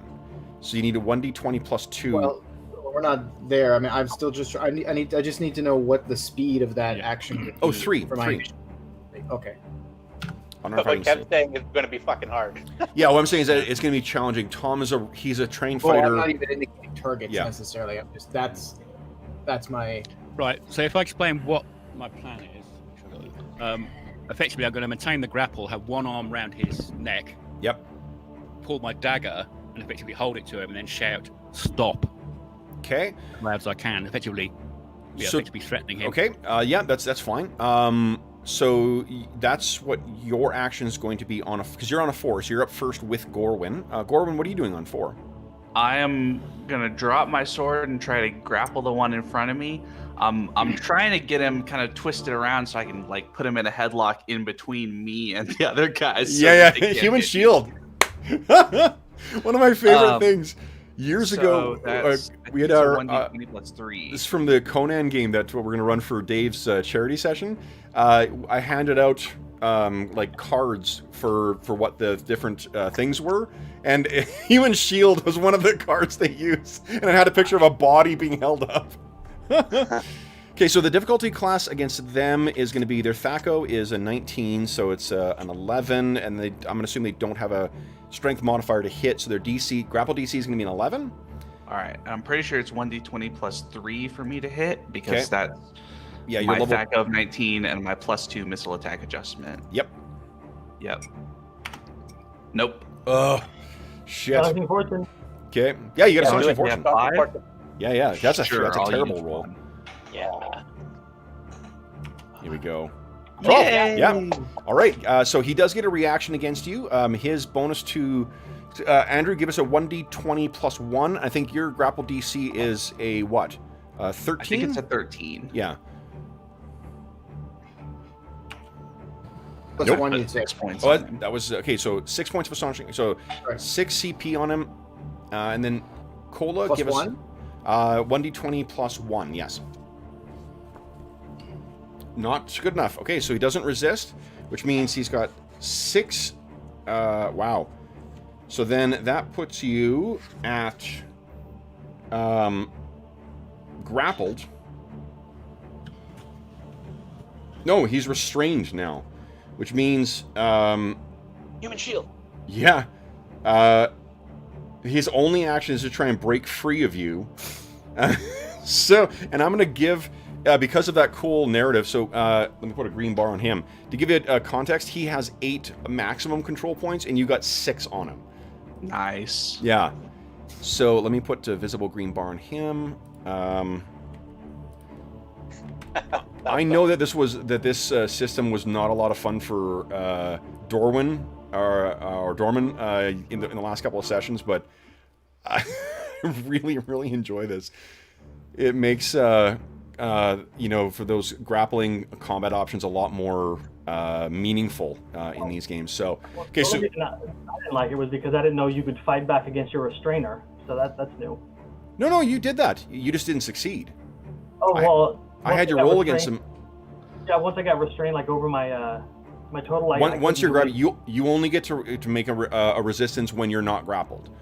It's when they're initially getting their hold on you. That's when you get a chance to make a resistance. After that, you're screwed. Yeah. And the trouble is, you're reducing it by like you were rolling 1d6 plus nothing to try and reduce the grapple, whereas most things, especially large-sized creatures, are rolling 2d6 for their control points. Well, and it really emphasizes when you're outnumbered, which we are almost always outnumbered. So yeah. It's Yeah. Okay, so then you've got this guy completely under control. If you put a green dot on yourself just to indicate that you're grappling. Of course. Yeah, he's completely under your control right now. And remember, you can cash in 6 to do 6 extra points of damage. If you choose to. That's another option you can do.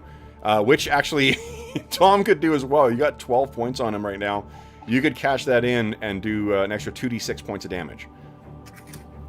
So this is that was only on 4. On 5 we have Falcarel and Lax. Sorry, do you want me to make my attack then? So if you're improving, well, no, because you drew your weapon as part of your thing, and then you're threatening as part of your action, aren't you? Yeah. So that's just handled out of. Here's what I'll let you do. I'll let you make. You're only going to be able to make half because you've only got one arm. Mm-hmm. I don't think that you can. So the thing is, I don't think you can threaten. You can try and threaten and do all of that. Like you can try and improve the. You can try and improve your grapple with a further attack.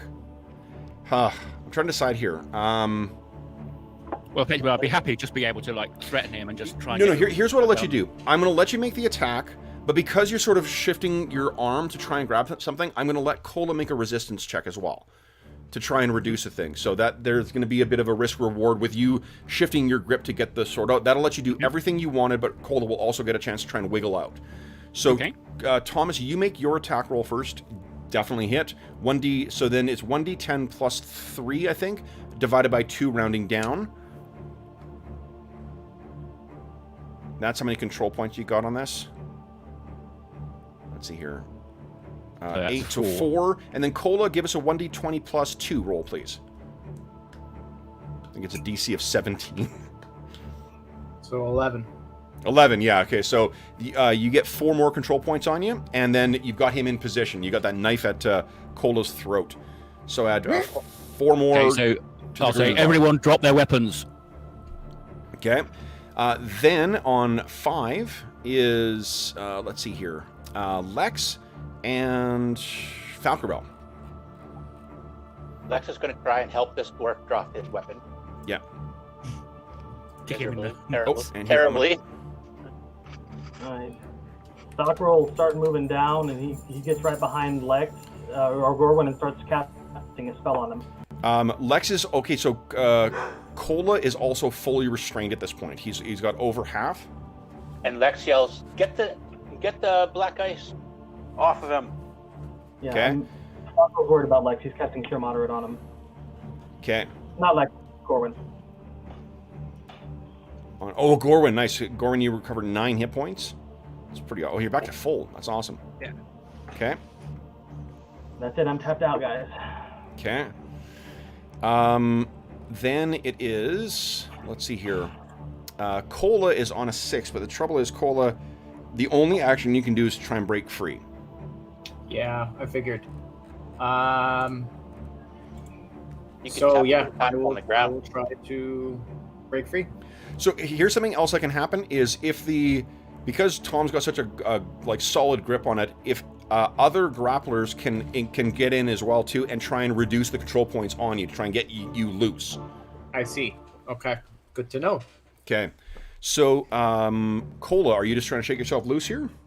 It's the only thing I can do. It's you got minus 10 to your attack rolls. Yeah. All right. So give us a roll here. Let's see how you go.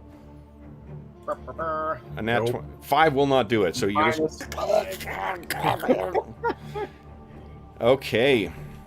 Then it is. Let's see. That was Cola on a 6. On an 8 is Paldranor. I'm not missing anyone, right? No. No. Okay. So Paldranor's on an 8. What's he doing? Oh, I was thinking about grappling, but he's using his axe. Go ahead. Just hacking at the guy next to him. Hit with axe. Oof, that's not going to be good enough. Then it is guards are on a 10 as well, simultaneous. So these guys are still. The cloud is gone from over here. It is, but they are still for one more round. This round, they're not able to act. Okay, so they're just standing there. Yep. Doing, I swear I pay you people to do something. Yeah. The guy give us. This guy is like super grappled and can't do anything either. Right? If he rolls a nat 20, he for sure can free himself. Okay, well we'll try. Yep. Nope. Roll 20 had been good to me, so it was worth trying. These two here, I think, are going to actually. They're going to do what you told me I could do. So okay. They're going to lunge themselves and try to get try to separate Tom and Cola. Yeah, and Tom, Tom, there's now +5 to hit Tom because he is restraining Cola. So his effectively it's a 12 is what they need to successfully. Don't add a +5, but if they just need a 12 to grapple him. All right, so I'll just roll 2 of them and see what we get here. Okay. No. So neither. Man, Tom is master grappler here. Okay. So then it is that all the guards? I think everyone's gone, right? Anyone that can move, they're really like tunneled in there. So let's do this. Tom has the knife at his throat. Why don't we do this? Let's see if... Give me a cola. These guys have a morale of 14. That's a really good, like, solid fighters, and that accounts for the influence of the black ice as well. Give me a 2d10 roll. If you roll 15 or higher, their morale breaks, and they will surrender. 2d10 roll. Please. Nope. They're not concerned about that. Whether it's the influence of the black ice, or they think they can still take it. Okay. Then it is end of the round, I guess. Guys, we're on round 4. All right. While we're shot at the top. doing this here, Cola, why don't you give us a save versus spell here? I'm going to give you a -4 to that. Okay. Oh, so I'm not going to... I'll just roll a d20. Yeah. That way it won't count my bonus. Yeah. Nope. Oh, no! That one. I am very, very angry. Yeah, still under the influence of the black ice for another round for sure. Okay, I mean, you could spend Astonishing Fortune on that if you want. I think I'm very much wanting to get power, and I don't see any reason to try to correct this. Tom's going to whisper in his ear, what would your mother think? My father's dead. Mother would want him to keep the black eye. Awesome. All right, so then I think that Dave is still winning initiative, or Mo's winning initiative? Who's winning? Mo's still running, yeah. So Cola, give us, Cola and Mo, roll initiative for us. There you go, guys. Here's your opening. A 9, beat that 9 there. 6, okay. So everyone put down their actions, and then we'll get through here. What's the initiative for grappling? It's 3. 3.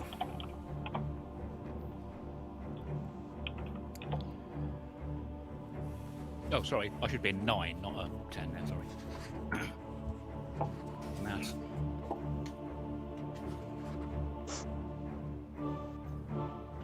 Okay. So you can also...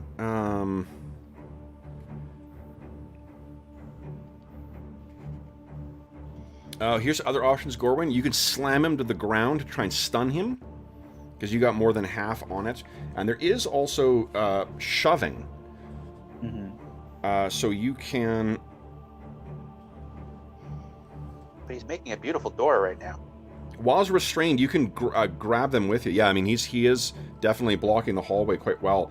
You can also fling him by throwing him in one direction. Oh, I want to try that. It's pretty great.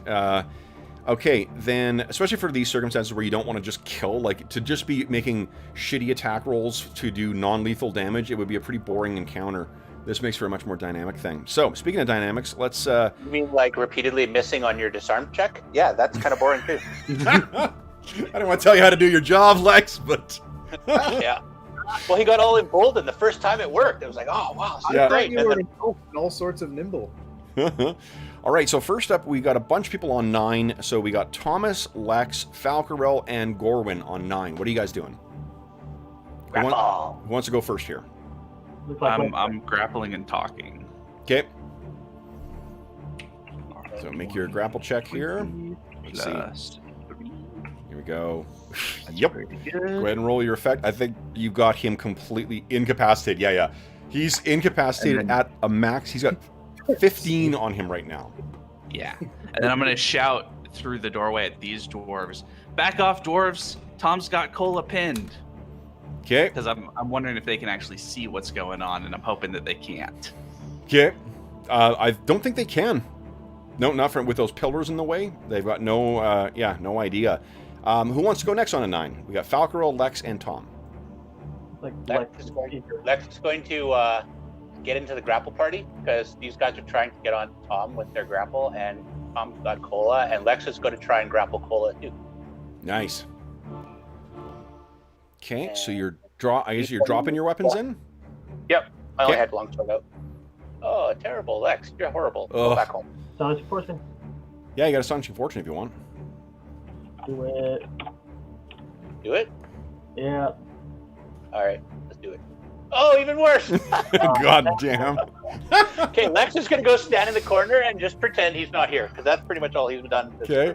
Hang out with Store instead of fighting with us. Falcarol's rolling over here. He dropped his quarterstaff, and he's going to try and grapple the guy directly above him. Please do. Okay, so Falcarol, does he have strength bonus to hit or a dex bonus to hit? He has dex Actually, bonus. hold on. The dex bonus hit does not apply for your attack rolls. It only applies for calculating your grapple DC. Okay. Okay, then I would. He doesn't have a hit to bonus now, but he's got Okay, what's your THACO? 17. 17, so you got +3 to hit 1d20 +3, and these guys have an 11, I think we said. You want Astonishing Fortune that? I do, because I don't want to take an axe to the face. Yeah.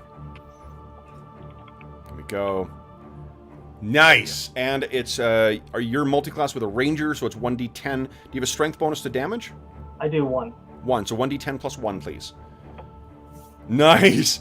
So he is put a green dot on yourself. Lex put a green dot in, oh, you didn't actually succeed, so never mind. A green dot on you, and then these guys, he has, you've got him completely restrained. So what does it look like as you jump on this guy? Falco's just like, to hell with the weapons. He walks over there and gets like behind him because they're going after Tom, and he just gets behind his arms and he's like, get over here. You got his arm locked underneath his thing, so he's swinging with the axe wildly. The axe is a medium-sized weapon, which means he cannot use it in a grapple, too. Then, who are we missing? Tom! What are you doing, Tom? So I've got him well grappled. I'm going to try and, effectively... He's got the necklace on, so I'm going to put the dagger between the necklace and him and just effectively try and rip. Okay, so that's narratively what's happening. What you're effectively doing is you're going to try and convert some of your... Well, was that remove an article or yes, rip something from the hand sort of thing? That sort of thing. Split Cola's throat. Yep. So let's see here. There is that option. just say Slim sent us to help the bitch. Okay, so it's... yeesh. So rings, jewels, and other tiny objects are at -8 to this That's roll. not in my backstory, by the way. I'm going to give you a -6 to this. So basically, the DC on this is going to be a 20. So 1d20 plus 5 against a DC of 20. Come on. Okay, yeah. Come on, Tom.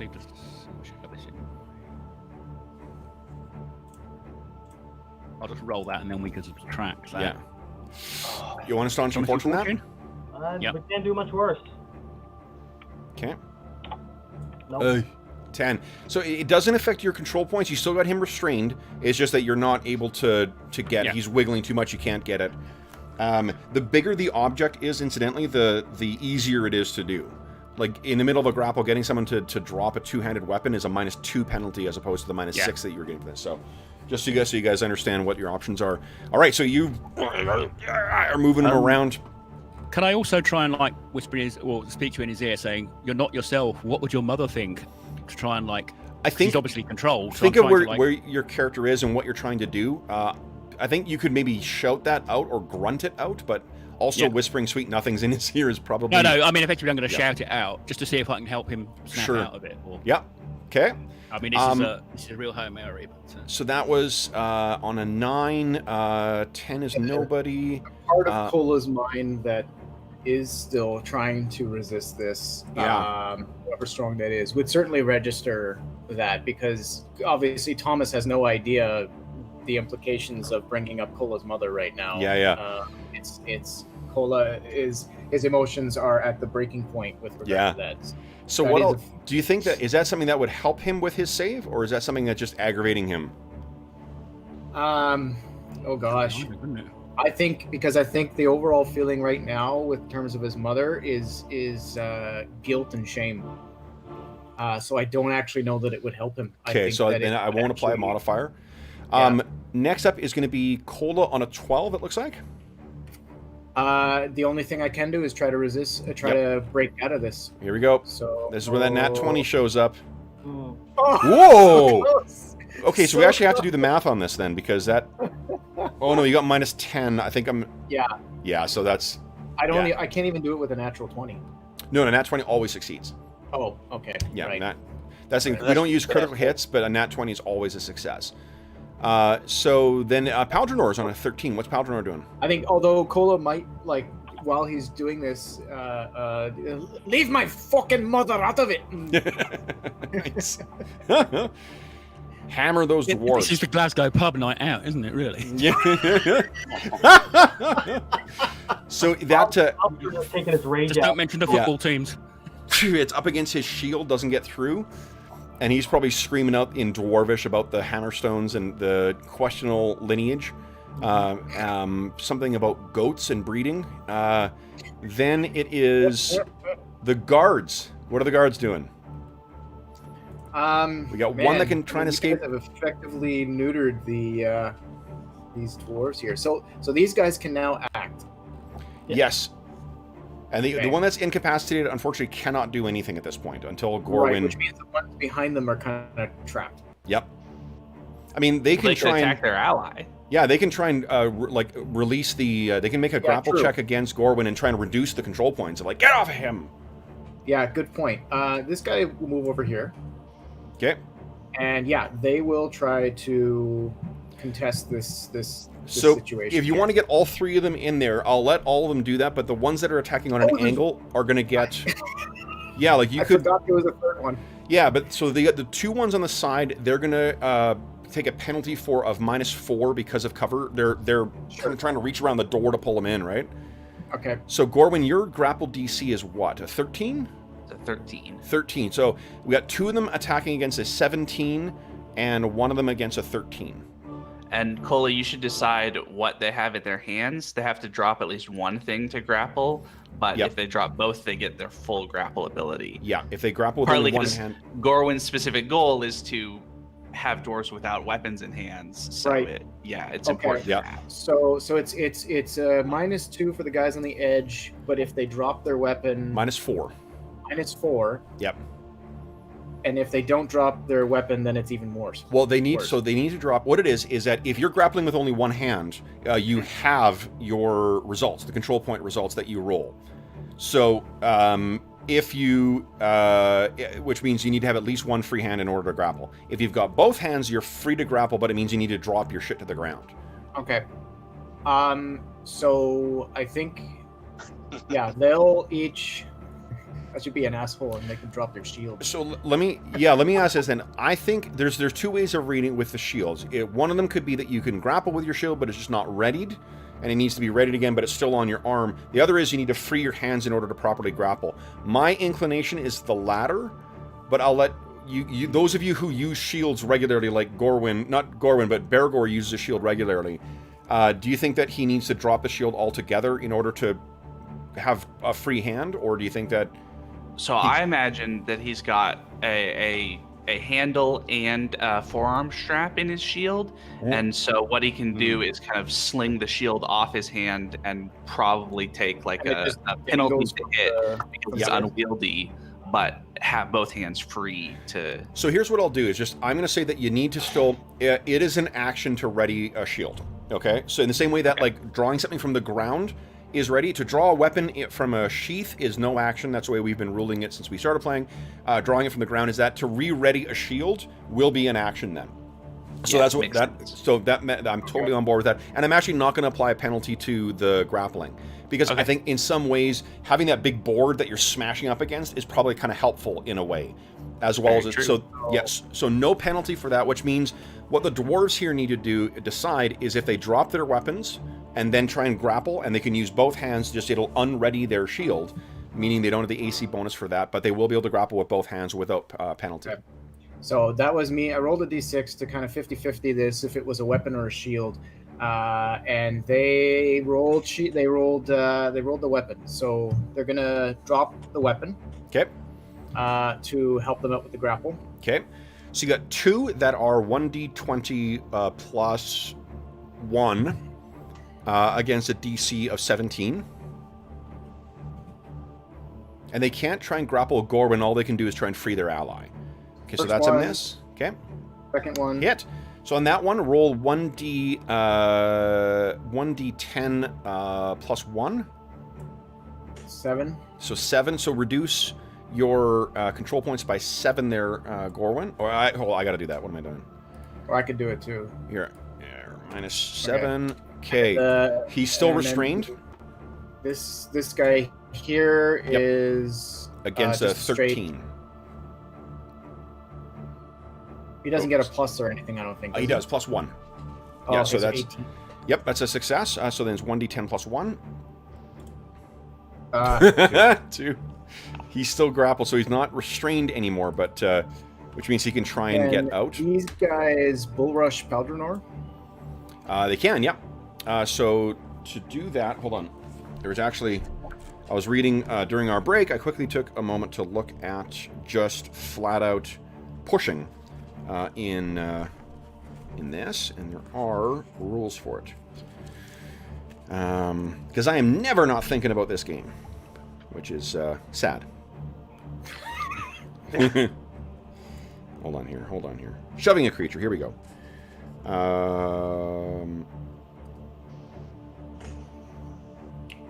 Stand strong, Paldronor. You got this. In the meantime, I'll just do contested grappling checks. The other 2 guards against to try to free up Cola. It's not an actual rule. Here's what I'm going to say, guys. Is oh yeah, he can't because he's grappled by Falco. Yeah.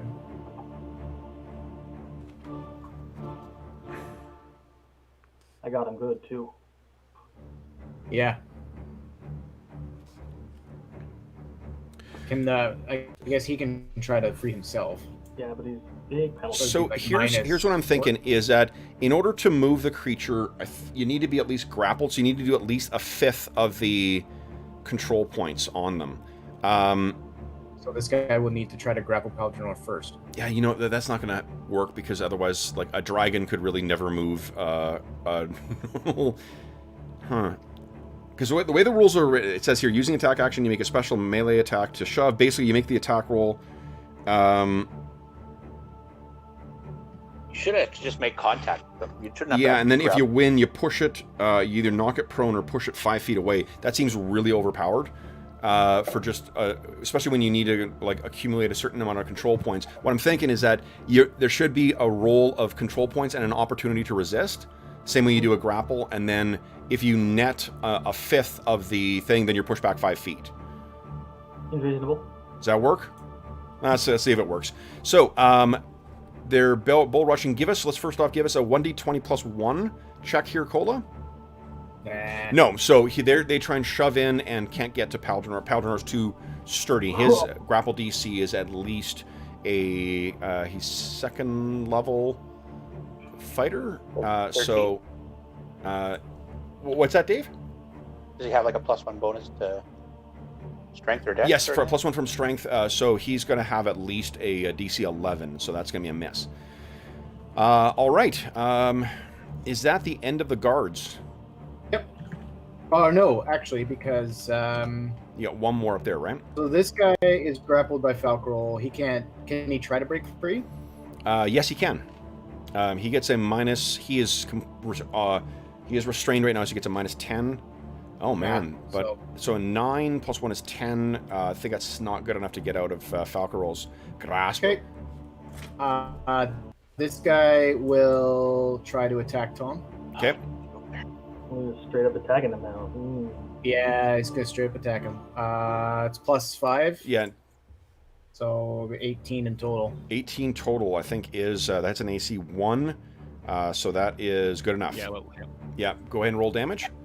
1d8 plus 1, and it ignores 1 point of DR because it's an axe. 5 total, so Tom. 5 total. So Tom, you got, I think, DR 2, so it's reduced to 1. So you'll take 4 points of damage. Battle axes will ignore DR. Ignore 1 point of DR. Yeah. Okay. But banded is 2, isn't it? No, but Yeah. battle axes ignore 1 point of DR. So you still get 1 point of DR, and he rolled 1d8 plus 1, which is 5, minus 1 is 4. Oh, sorry, I didn't see the +1. Sorry, yeah. That's okay. Okay, then Sorry. I think that's the end of round 4. What we have is anyone... Oh, Paljanor has his... let's see here. Paljanor has the second attack roll. Yeah, that's a hit. Go ahead and roll damage. 1d8 plus 1. What do you mean by that, Andrew? Just wondering if there was if the shard makes me feel very powerful and very strong. Yep. Is there any mechanical implications for that? Like, is Cola's strength I see what you're improved, asking. or Are you going to draw on the power of the amulet? Because I have to draw on the power too. If you want to throw in, there's definitely power to be found there. Be warned, Cola. It's an easier path, not a This is- stronger one. Yeah, this is where his eyes goes jet black, and I think we decide that it's time to put him down. Yeah. I Like think Ashes it's do. a question of Boom. the degree to which Cola is. It's a question of whether or not Cola is still able to resist, and I think there's a bunch of factors. He feels like his friends are trying to take the shard from him. Yep. And his corrupted mind is definitely trying to resist. Is trying to resist them to Yep. prevent that. Like I said, The part of his mind that's thinking about his mom feels conflicted and guilty, and it's making his resolve weaker, not stronger. Yep. I wonder. I guess I'm worried here. To what extent is Cola even able to resist the temptation at this point? that's a saving throw, doesn't it?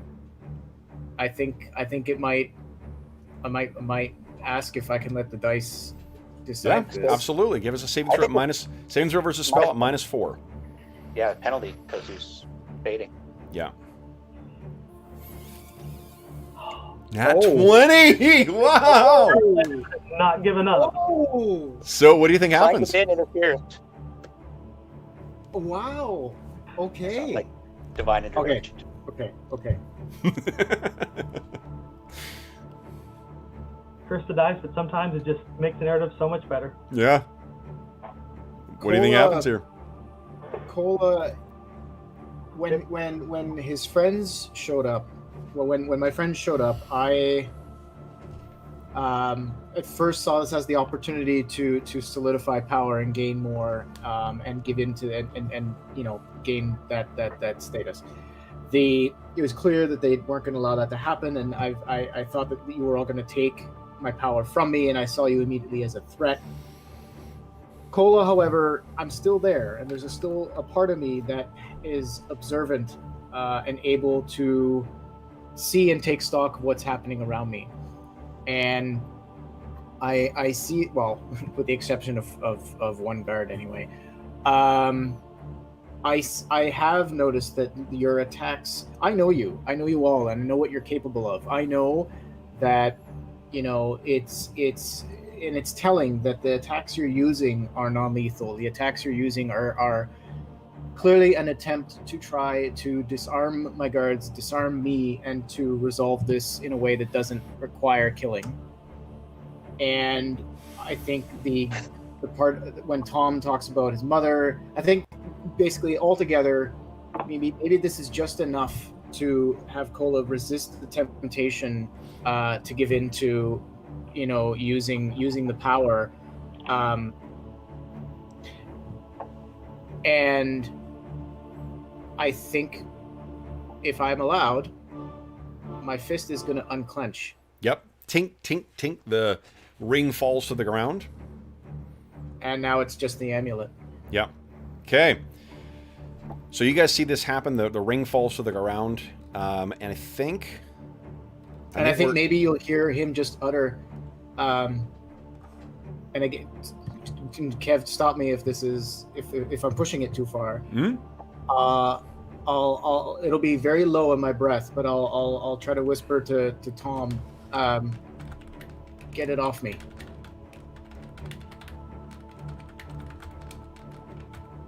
As if to suggest I can't do it myself.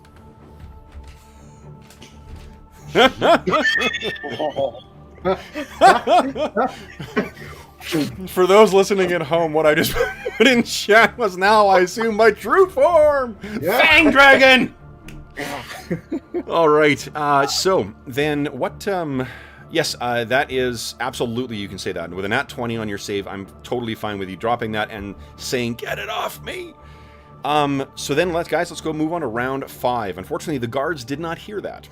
No. Because he's saying that through gritted teeth. Let's roll initiative. Tom, or Mo, you're still kicking ass with initiative. So Cola and Mo. Not yet. Oh, a 2. I shouldn't be so happy about that. Here comes Mo. Come on. 6. Uh-oh. Wow. I think those guards are acting on a 9. Ooh, a lot of simultaneous actions here. And Cola's on a 5. Okay, so first up is going to be Cola then. What is Cola doing on a 5? Trying to free himself? It was the moment of clarity that you have seen was but a moment. And he reverts back to trying to get himself out of this. Okay. Yeah, although he's not drawing on the power of the amulet, but he's still gonna. So yeah. So I guess just a D20 roll. No. Yeah, he's. Yeah. Yeah. Okay. Well, he's not choking you, so he's got you under control, and that dagger is at his at your throat. Then next will everybody else. Yeah, everyone else other than Paldronor. So, and this is all happening simultaneously. So let's see what our heroes are doing first. So who wants to go first, guys? Lex bounces off the ropes in the squared circle and lunges at this guy to. Nice, get off of him. Okay, go ahead. Stop hitting my friend. Okay, so I think it's what 1d20 plus 2 for you, or plus 3. You get to add your strength bonus to hit and your the difference. What's your THAC0? 17. 17. Okay, so plus 3, and then if you have a strength bonus to hit. Negative. Okay. 3. Go ahead. Go. 14 is a hit. Go ahead and roll 1d10 plus. What's your strength bonus to damage? 0. 0. Okay, 1d10. Come on, roll high. Roll high. Oh, nice. So that has... now, he does get a resistance, so 1d20 plus 1 against... Lex, do you have a defensive bonus to your dex? Yes. Lex has an 18 dex, so he has a defense adjustment of -4. -4. So the grapple DC will be a 17. So give us a d20 plus 1 roll there, Cola. I think I forgot to plus 1. Nope, not good enough. I think I forgot to do a resistance on the guy that Falcrell jumped on, but that's my own fault. Okay, so then put a green dot on yourself there, Lex. You have completely taken control of this guy. Green dot. Okay, boom. I'll be part of the team. Team Green Dot.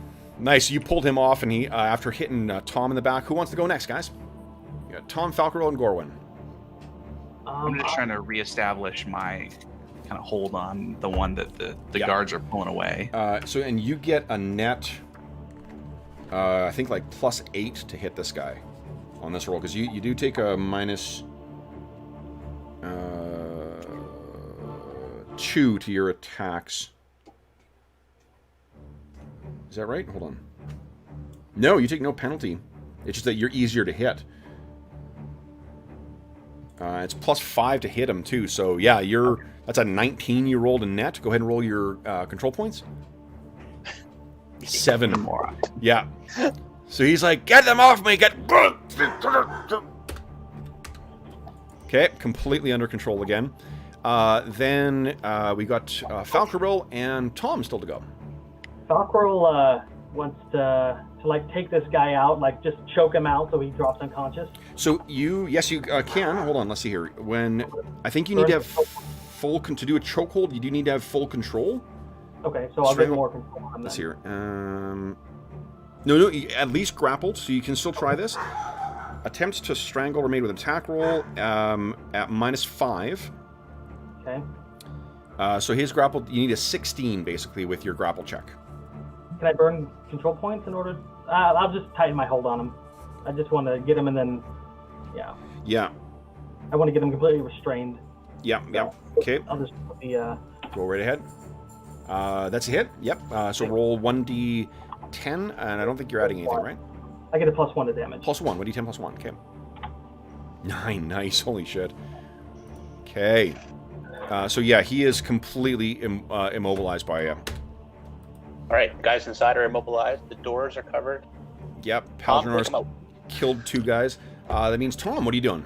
Is ready to I jump. want to try and get the necklace off.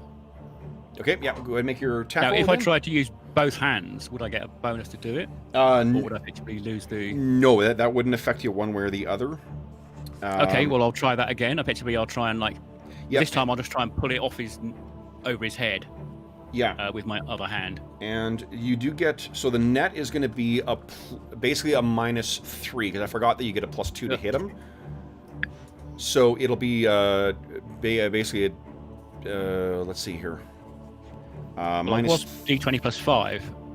Yeah, no, I'm just trying to figure out what the DC is. So his grapple DC is a 12. It was -6 from that, would mean 18. But you also get +5. So it's a 13 is what you need. Is that like a really long ha ha ha without the ahs, or is that like? No, I had my elbow on my other keyboard to the side. I've So got my mini keyboard I type on rather than the clacky one. So- just straining real hard to pull it off. That is successful. So you knock the knock this, and the amulet goes tumbling off of Cola's neck and clatters to the ground. Let's do the 1d3. What is it? 1d3 -1. Give me a 1d3 -1 roll. Oh, for where it lands. Yeah, and then give me a d8 roll, please. 2 squares, and give me a 1d8 roll, please. And I'm going to start counting 1 from the top. 3. 1, 2, 3. Okay, so it falls basically right here, guys. So right beside me anyway. Yeah. Okay. You're still grappled though.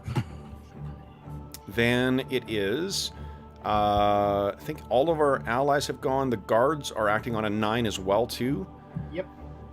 So, So technically the guard up here, he could have acted as well, because he's grappled at the same time. He wouldn't be suffering the restrain penalty. This guy is kind of fucked. He can try and break free from Falcarel, but that's really all he can do. yeah, Same thing with the one... I'll start there, and I'll try to break him free. He basically needs a nat 20. Yep. No. Okay, no, for him. Okay. Was this guy hitting Tom again? This guy would continue to try to break up Cola and Tom. Okay, so well, he was hitting him with an axe last time. Oh right, yeah. He'll just continue to wail on. Okay, on give us a Tom. D20 roll. That's not going to hit. Okay. Then the guys. This guy, he needs he can't do anything because Gorbin did act before him and he secured his thing, so he can't do anything. But these guys can. He got 2, 1d20 +1 at DC 17. Okay, so we'll do 2. Nope, neither of those. No. And then this one against a DC 13. Nope. Nope. Okay, Gorbin, you are the grapple master here. Then this guy can't do this, can he? nope. You gotta Not So without. essentially only one can actually go into That's right. base contact here. Unless he tries to bull rush Paldranorr back. We could do that. Okay, give me a 1d20 roll. Nope. Nah. Slams into Paldranorr, but he is steady and unbreakable. Okay, Great. so then Cola, This is awesome, by the way. what were you Just so doing you this know. round? Well, I had already. Oh, you already Right acted, on, right? right Right. on the way. Yeah. Paldranorr, what's Paldranorr doing? He's in a rage. He's still attacking those guys. Okay. Agreed, Dave. Yeah, makes sense to me. 13, that is not going to be good enough to get through their armor. Okay, so then I think, guys, we have no second attacks this round.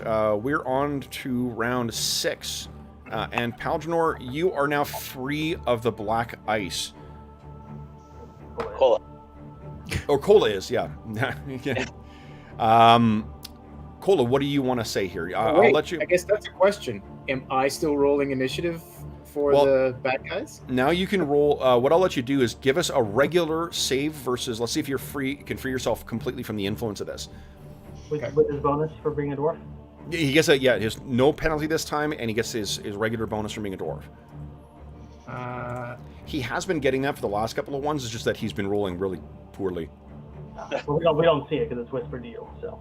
Whoa! So hold on. Wait, no! I didn't realize it already calculated the. Dwarf bonus. So unfortunately, now so he failed. Do you want Astonishing Fortune that? Because there's a pretty good chance of you succeeding on that. For the narrative, let's say we. I'd say do it. Okay. This time, free of the influence of the greed. Okay. So let's see here. Why are you rolling d10s? Oh, I can't see your no, you can't save. Save. Success. So you are having that thing off. You shake the influence of the black ice. So as we start round 6, you are completely free of this. You will still roll for the guards because it's been fun watching you guys hit each other. But Cola can act on the PC's turn. So you'll calculate your action based on what Mo rolls for initiative. Mo's been killing it. So, guys, let's roll initiative here. Cola, did you roll initiative already? Is that I the rolled 5? the D10 just above the rolls. Yeah. Okay, so the 5. So, Mo, give us another D10 roll here. Well, I lost. I think it's. Did you lose? Okay, so Dave, next. It's on to you.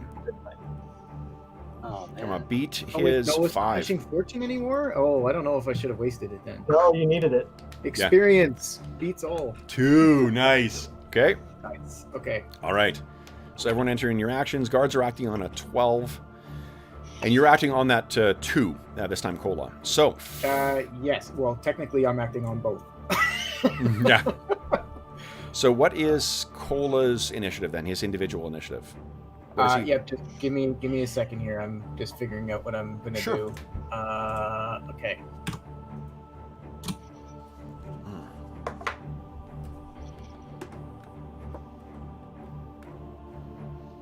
Okay. I just realized I could have zoomed in this whole time. My apologies to those at home. I've been not giving you an optimal view of this scrap. There we go. Okay, on a 3. Great. So first up will be Cola on a 3. What are you doing, Cola? Tom, am I still completely grappled by Tom right now in this moment? You're grappled, not restrained. Okay. Oh, hold on. No, you are restrained because you're over things. Yeah. You're not incapacitated. Right. Okay. Yeah. So, which is fair. He doesn't know that this has had its effect. What the effect will be on me yet? Yeah. There is a fleeting moment as the amulet drops to the floor and ting ting tings away, where Tom, you'll feel me, like, try to twist my body away from you and my eyes just follow it and are still like linked to it. But in the moments that pass, you feel. My head moves back and looks at everybody else, and you'll feel my body start to kind of like it had been tense, right? And trying to like relaxing. My body relaxes. I kind of shake my head a little bit, and I'll take a few deep breaths for a couple seconds anyway of the 6 I have, and I will look at the guards near me. We're being choked out by your allies. Yeah. And I can't do this to all of them, but I'll look at one of them and I'll just command them to stop. Okay. Give me a 2d10 roll, please. The thing is, they are under the influence of the black ice as well. 2, 8. Okay. That's actually pretty good. All right, so that's what Cola does. We have everybody other than Paldranor on a 5. What's everyone else doing? Lex, for the guy that's on Lex, is he got any black ice that's visible other than the battle axe? He does not. No, it's just the battle axe. Then I want to try and knock the battle axe out of his hand. Okay. So it'll be the same thing. Basically, the battle axe is bigger, so the penalty is not going to be as bad, but you'd also get a +5 to that. So the net will be... actually, yeah, go ahead and make your roll at +3. I don't get any bonuses to add to normal. Well, at your normal, whatever your normal bonus is for grappling as well. So yeah, that's definitely going to give us a 1d, what is it, 1d3 minus 1 and a d8 roll, please. Let's see where that battle axe lands.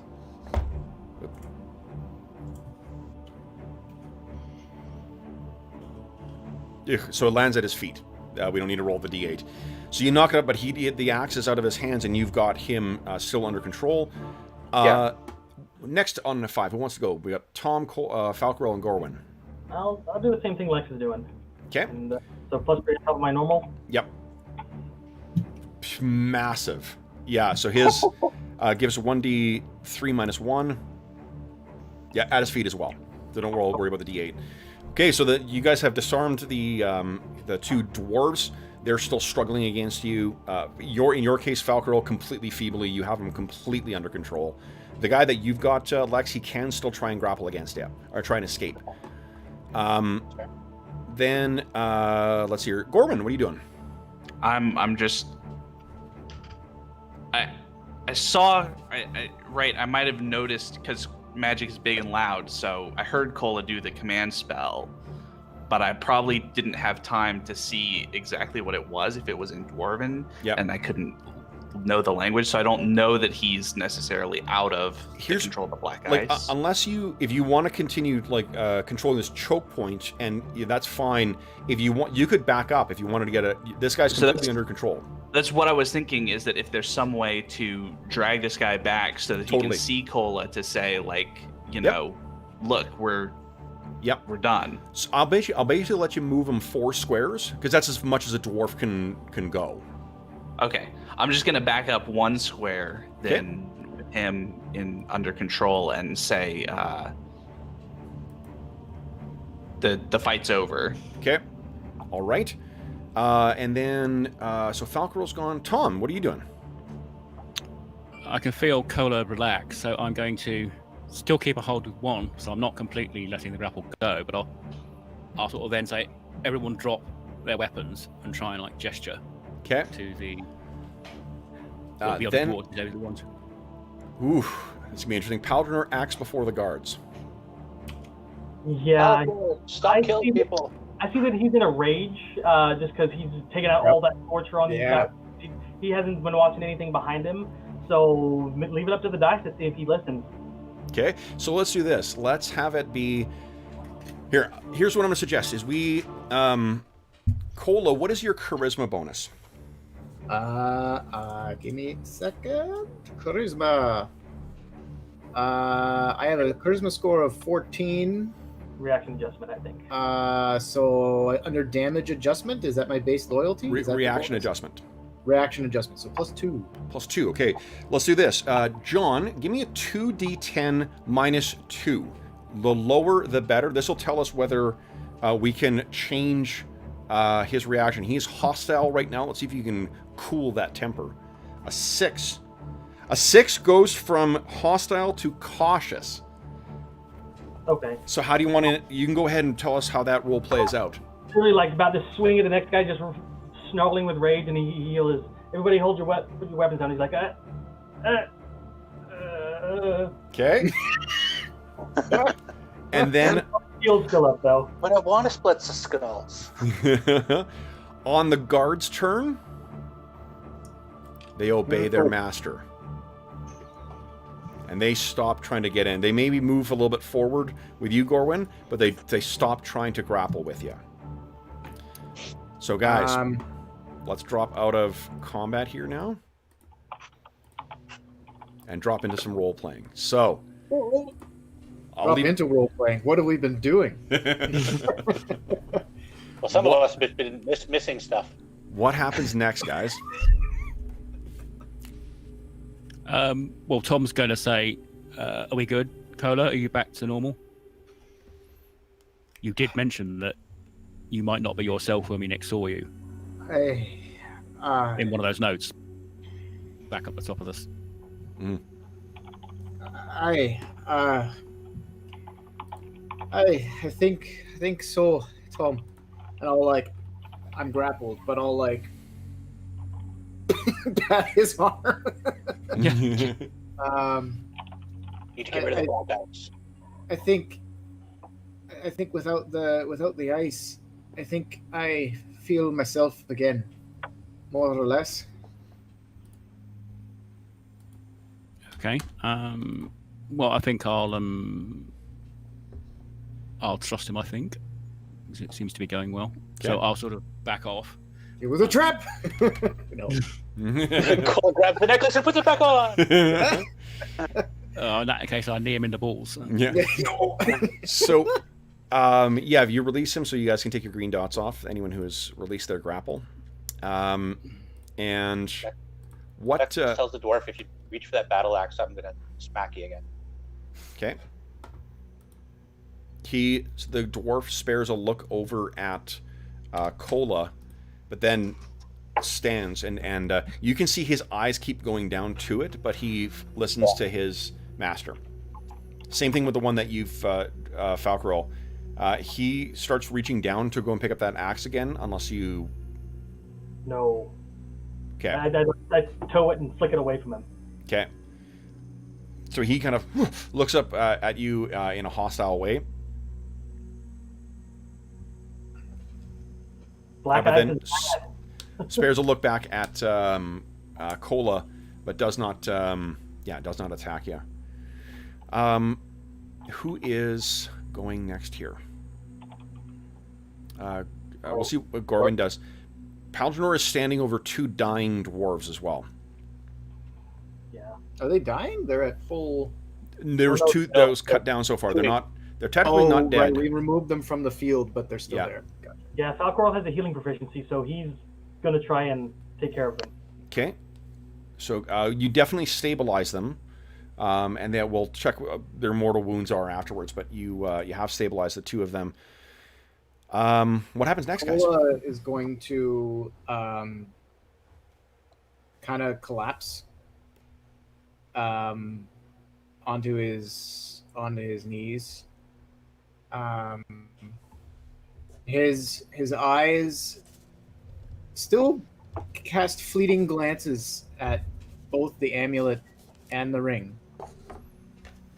But I think it's mostly. But he stares at them, overwhelmed by the power of temptation that they had. Not so much like he's not looking at them to go and snatch them and grab them. He's looking at them. For anyone who's close by, you'll see that his eyes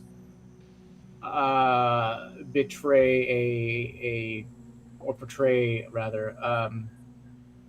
genuine sense of fear and foreboding.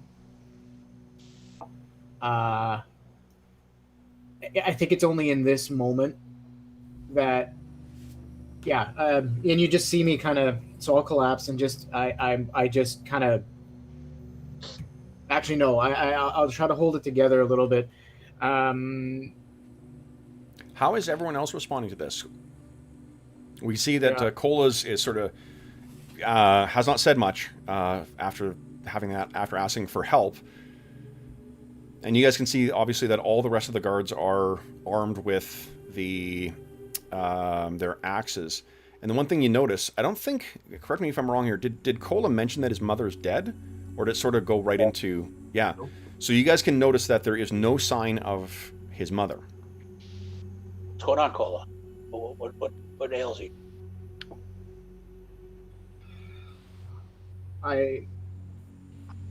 My friends, thank you.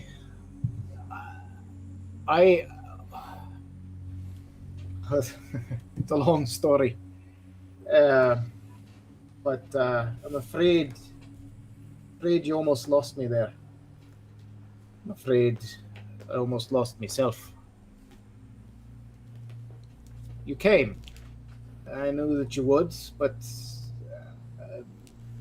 I had changed. I thought I was given the opportunity to get closer to my mother, to my uncle.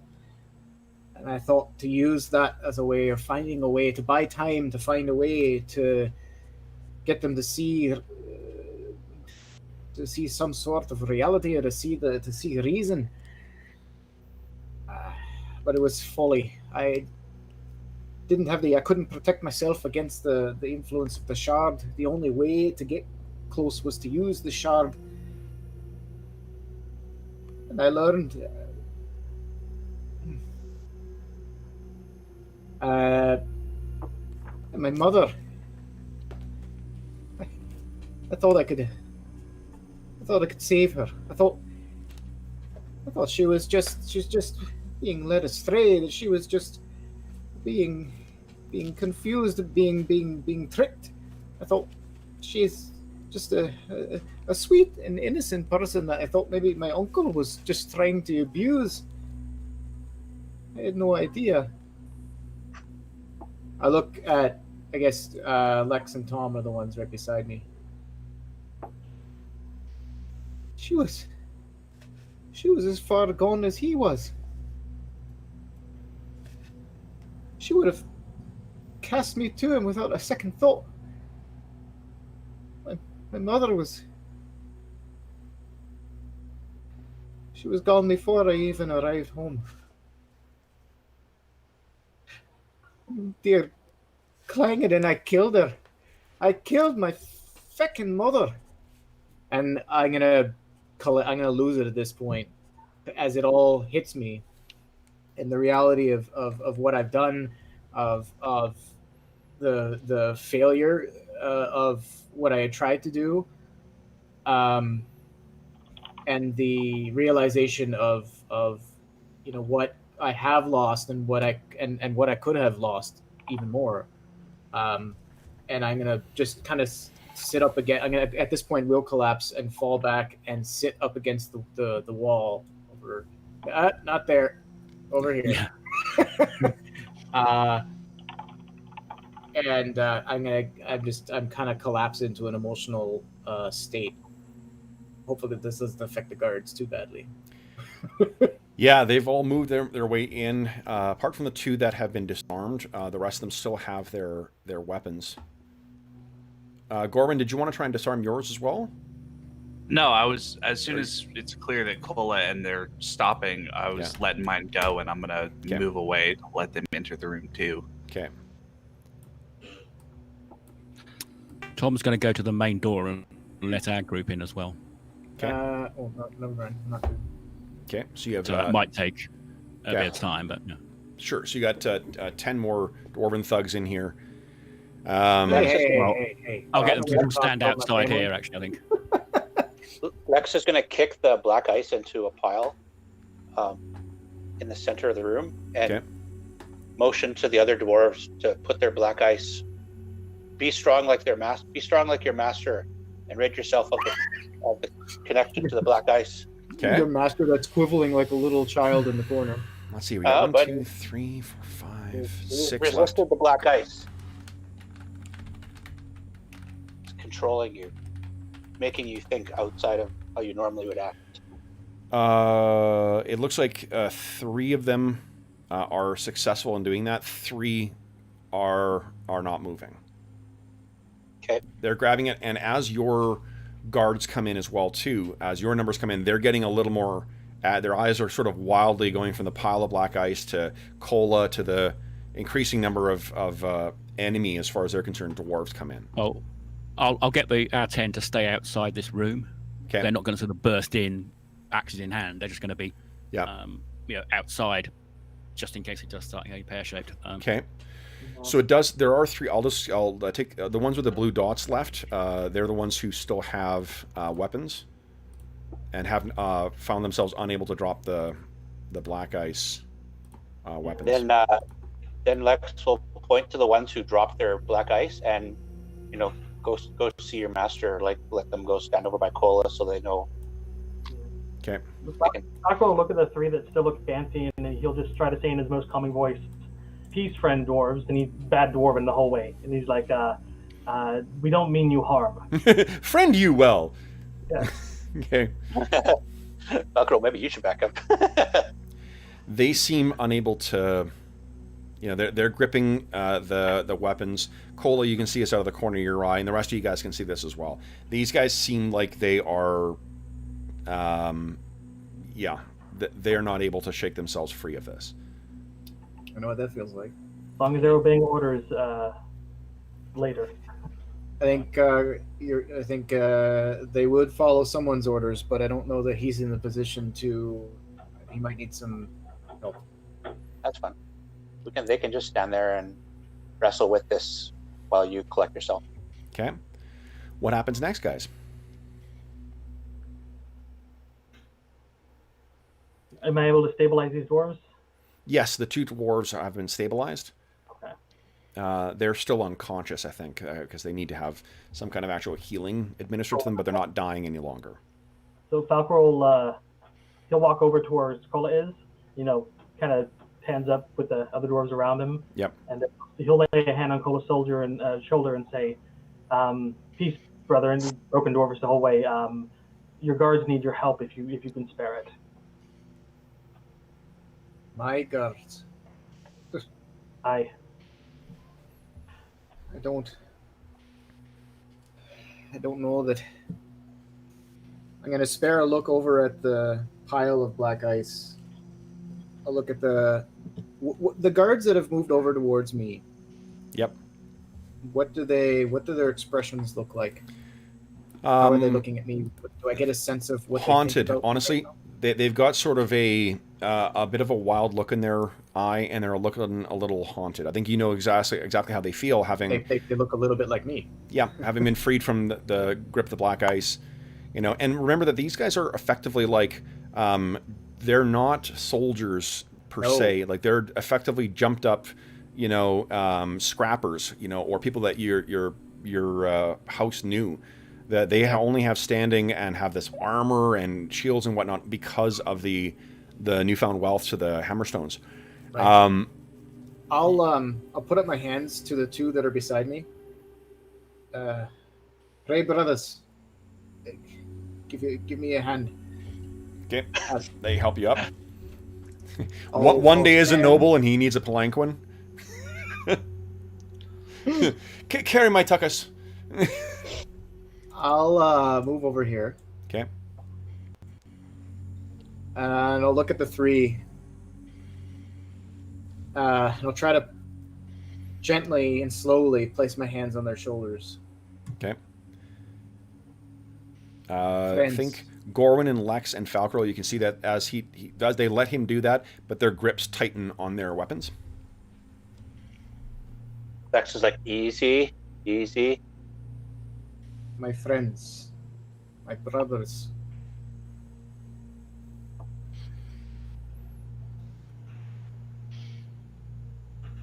The ice has a hold on you. It's not natural. It's not right. Look to your hearts, look to your souls, and look into my eyes when I tell you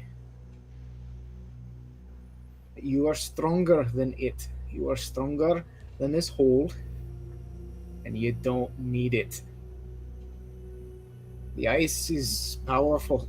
It promises you strength. It promises you power. It's a lie. It promised me power. It promised my mom strength. Where did that lead her? And where has it left me? This ice tricked me into killing me own kin. And you all can feel, or you might see, because I'm not wearing armor, you can see Cola getting a little bit tenser in body. My own kin. I've shamed my family. Shamed my God.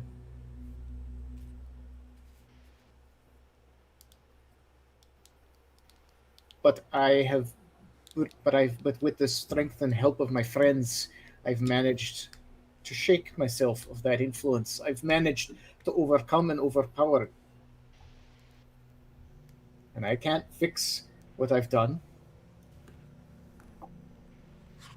but I might be able to make some things right. And you can too. You can overcome this.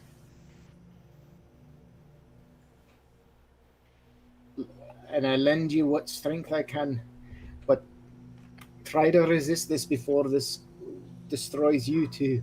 Okay.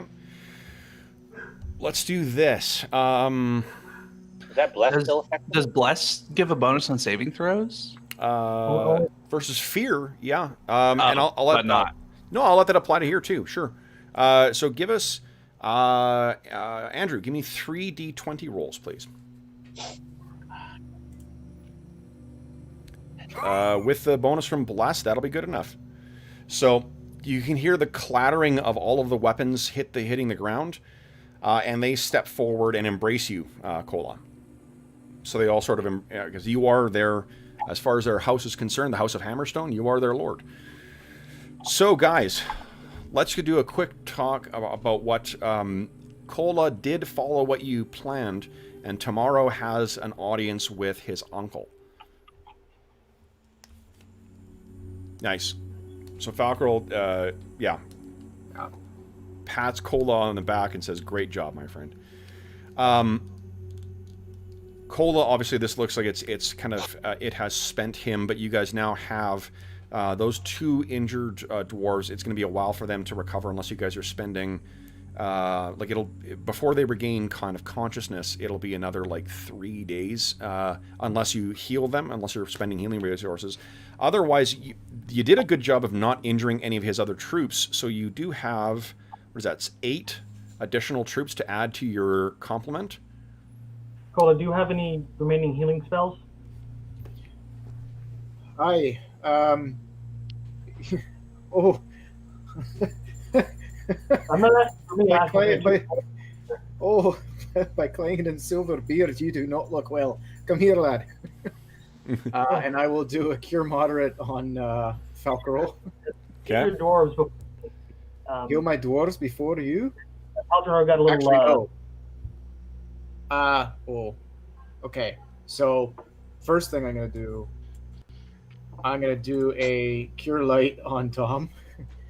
Lay a hand on your shoulder, Tom, and say, my friend, all of you have came to help me, but you are the one who but you help me shake this hold. Here, let me help you out. And so a cure light on Tom. Okay. Go, so 1d8. Okay, you get 4 hit points back, Tom. And then if I am allowed, I will go back over to this general area and use medicine to stabilize. They're going to need a little bit more. Well, the 2 dwarves are stabilized already. Falcarol did that. Yeah. So would it be me? Maybe if we can save him and heal up faster, maybe that's 2 more for us, right? Yeah, give me each cure light, maybe. Do we have any potions that get him up and then heal him, or? I think we're fresh out of potions. Yeah, I think. Okay, so I'll do a. Didn't we keep one back in case we needed to give it to Kola? Yeah, I think I recall that. Lex has a potion. Falcarol had one, and then I think Lex or one of the others had one in case Kola was injured, and we had to Lex has heal a him potion. to get him walking. Okay, so I can use half a potion on each of those dwarves that are down, so that gets them back to 1. Yeah, and then Kola could heal them if they need it. Sure. Okay. I'm gonna console Paldrinor for what he did. Just kind of make him less guilty about it. If he can. Okay. So if they're there, I'll do a cure light on one of the 2 down ones. Okay. And a cure moderate on the other. Okay. I don't know. Is cure moderate D8 as well? That's no 2d4 plus 3. 2d4 plus 10, right? Or plus Okay, so 7 on the other. Okay, so if And Alex... I'll do one final cure moderate on Falcarol. Bless you, brother. Okay. Okay. So 6 hit points back. Okay. All right. That's me tapped out. So then, guys, that will bring us to the end of the session. You have an appointment with Cola, or not Cola, with Barrack Hammerstone tomorrow. Can I offer just quick to everybody? If I am in fact now the Lord, this is my house. I suggest we rest here. I can give you comfort for the night. I think we got to restore some spells. Yeah, and I think we have to go and talk to Adric and the other 10 dwarves we've got waiting in the... we need to fill Cole in on the plan, but right now we've got Adric with a very short window where we told him we'd be there, so we need to, if we're going to not go through the secret tunnel, we need to let him know right away. Well, I told him perfectly. Most of us can't just waltz in with Cola for his meeting. We're going to still have to go with Adric. We at least need to let him know that there's a delay. Yeah. Okay. So then, let's see what there's tomorrow, because there's stuff that might happen in the course of doing that. So that's where we'll leave things. So for those listening at home, thank you so much for joining us for session 18 of the, I think it's 19 of the Legacy of the Crystal Shard campaign. As is always the case, if you have any comments, questions, or concerns regarding the campaign, the game we're playing, or the session, please don't hesitate to leave a comment in the comment section of this video, and I will endeavor to reply in a timely fashion. In addition, you can reach me by Twitter at Dungeon Musings, and you can reach me by email. My email address is dungeonmusings@gmail.com. You can also find a link in the description of the video to the Dungeon Musings Discord server, where we have channels dedicated to this campaign, every other campaign we run on the channel, as well as a bunch of games. Find a group. There's one for Dungeon Dogs for our pets, pictures of our pets. There's a channel on streaming setups, a channel for convention chat. So lots of cool stuff to be found on there, and lots of great people to be found as well. You are welcome to join us on the Dungeon Musings Discord server. In addition, there is... Starting on Wednesday we'll be kicking off our annual charity raffle to benefit SOS Children's Villages International. And the grand prize for that will be a copy of Beadle and Grimm's Gold Edition Eberron Rising from the Last War box set, which was very generously donated by them.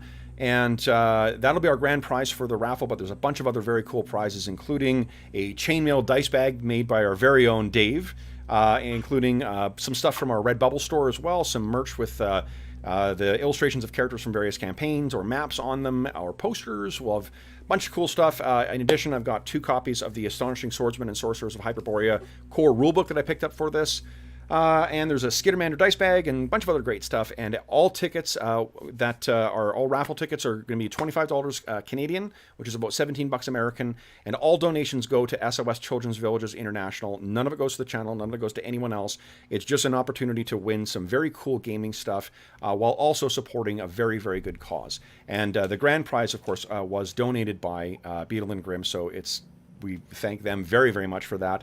We're also going to be doing a special one-shot session to showcase what's in there, with us playing in the Eberron setting. So you'll have an opportunity to see what cool stuff you can do with that and the cool stuff that is found within the box set. Speaking of cool stuff, let's talk about our players. So the last thing I want to say is a great big thank you to our players. So Arlen, John, Andrew, Mo, and Dave, thank you so much for joining me today. And for everyone who joined us in chat as well, too, thanks, guys. In addition, a big thank you to everyone who has supported us on Patreon, anyone who has picked up anything from our Redbubble store. You've helped us we have 3 more left to equip with our players' handbooks. You guys have helped us equip most of our players with copies of the AD&D 2nd Edition Players Handbook, so thank you very, very much for giving me a way of saying thank you to the players who play in our campaign. We greatly appreciate that. So until then, we'll wrap it up here. Tomorrow, if you're listening to this live, we'll be back again tomorrow with the see what happens next in the Dwarven Valley. Oh, XP, yeah. You guys are each, I calculated that beforehand. Today, we've got no Astonishing Fortune left, so that means you guys are each walking away with 504 XP, 504, and you guys defeated 14 hit dice worth of adversaries. And that's everyone. Cola, you included, can get that XP bonus, or get the XP from that. So then, Gorwin, congratulations on hitting level 3. Yeah, ding. Ding. You want to give us a 2d10 roll, see how many hit points you get? Yeah, I will.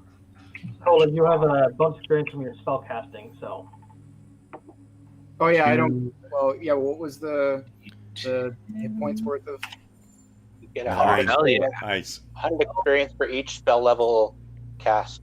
Yeah. But Kevin said What was that, John? Does Cola have any warrior levels? Yeah, I don't think I get the hit points worth of. No, it's just it would just be spells that you. You Yeah, cast. I was confused because you said, Cola, you'd get that too from the when you're talking about the. Oh, sorry, no, I meant the actual the regular XP. Yeah. That's what. Okay. Yeah. Great. Yeah, cool. Well then, guys, for those listening at home, if you're listening to this either live or contemporaneous with the recording, or if it's still in the middle of the current crisis that's given rise to our quarantine campaign, we hope that this finds you healthy, safe, and weathering the current crisis as well as can be expected. We hope we've given you an excuse to not think about the real world for a little bit in the Icewind Dale. And until we see you again,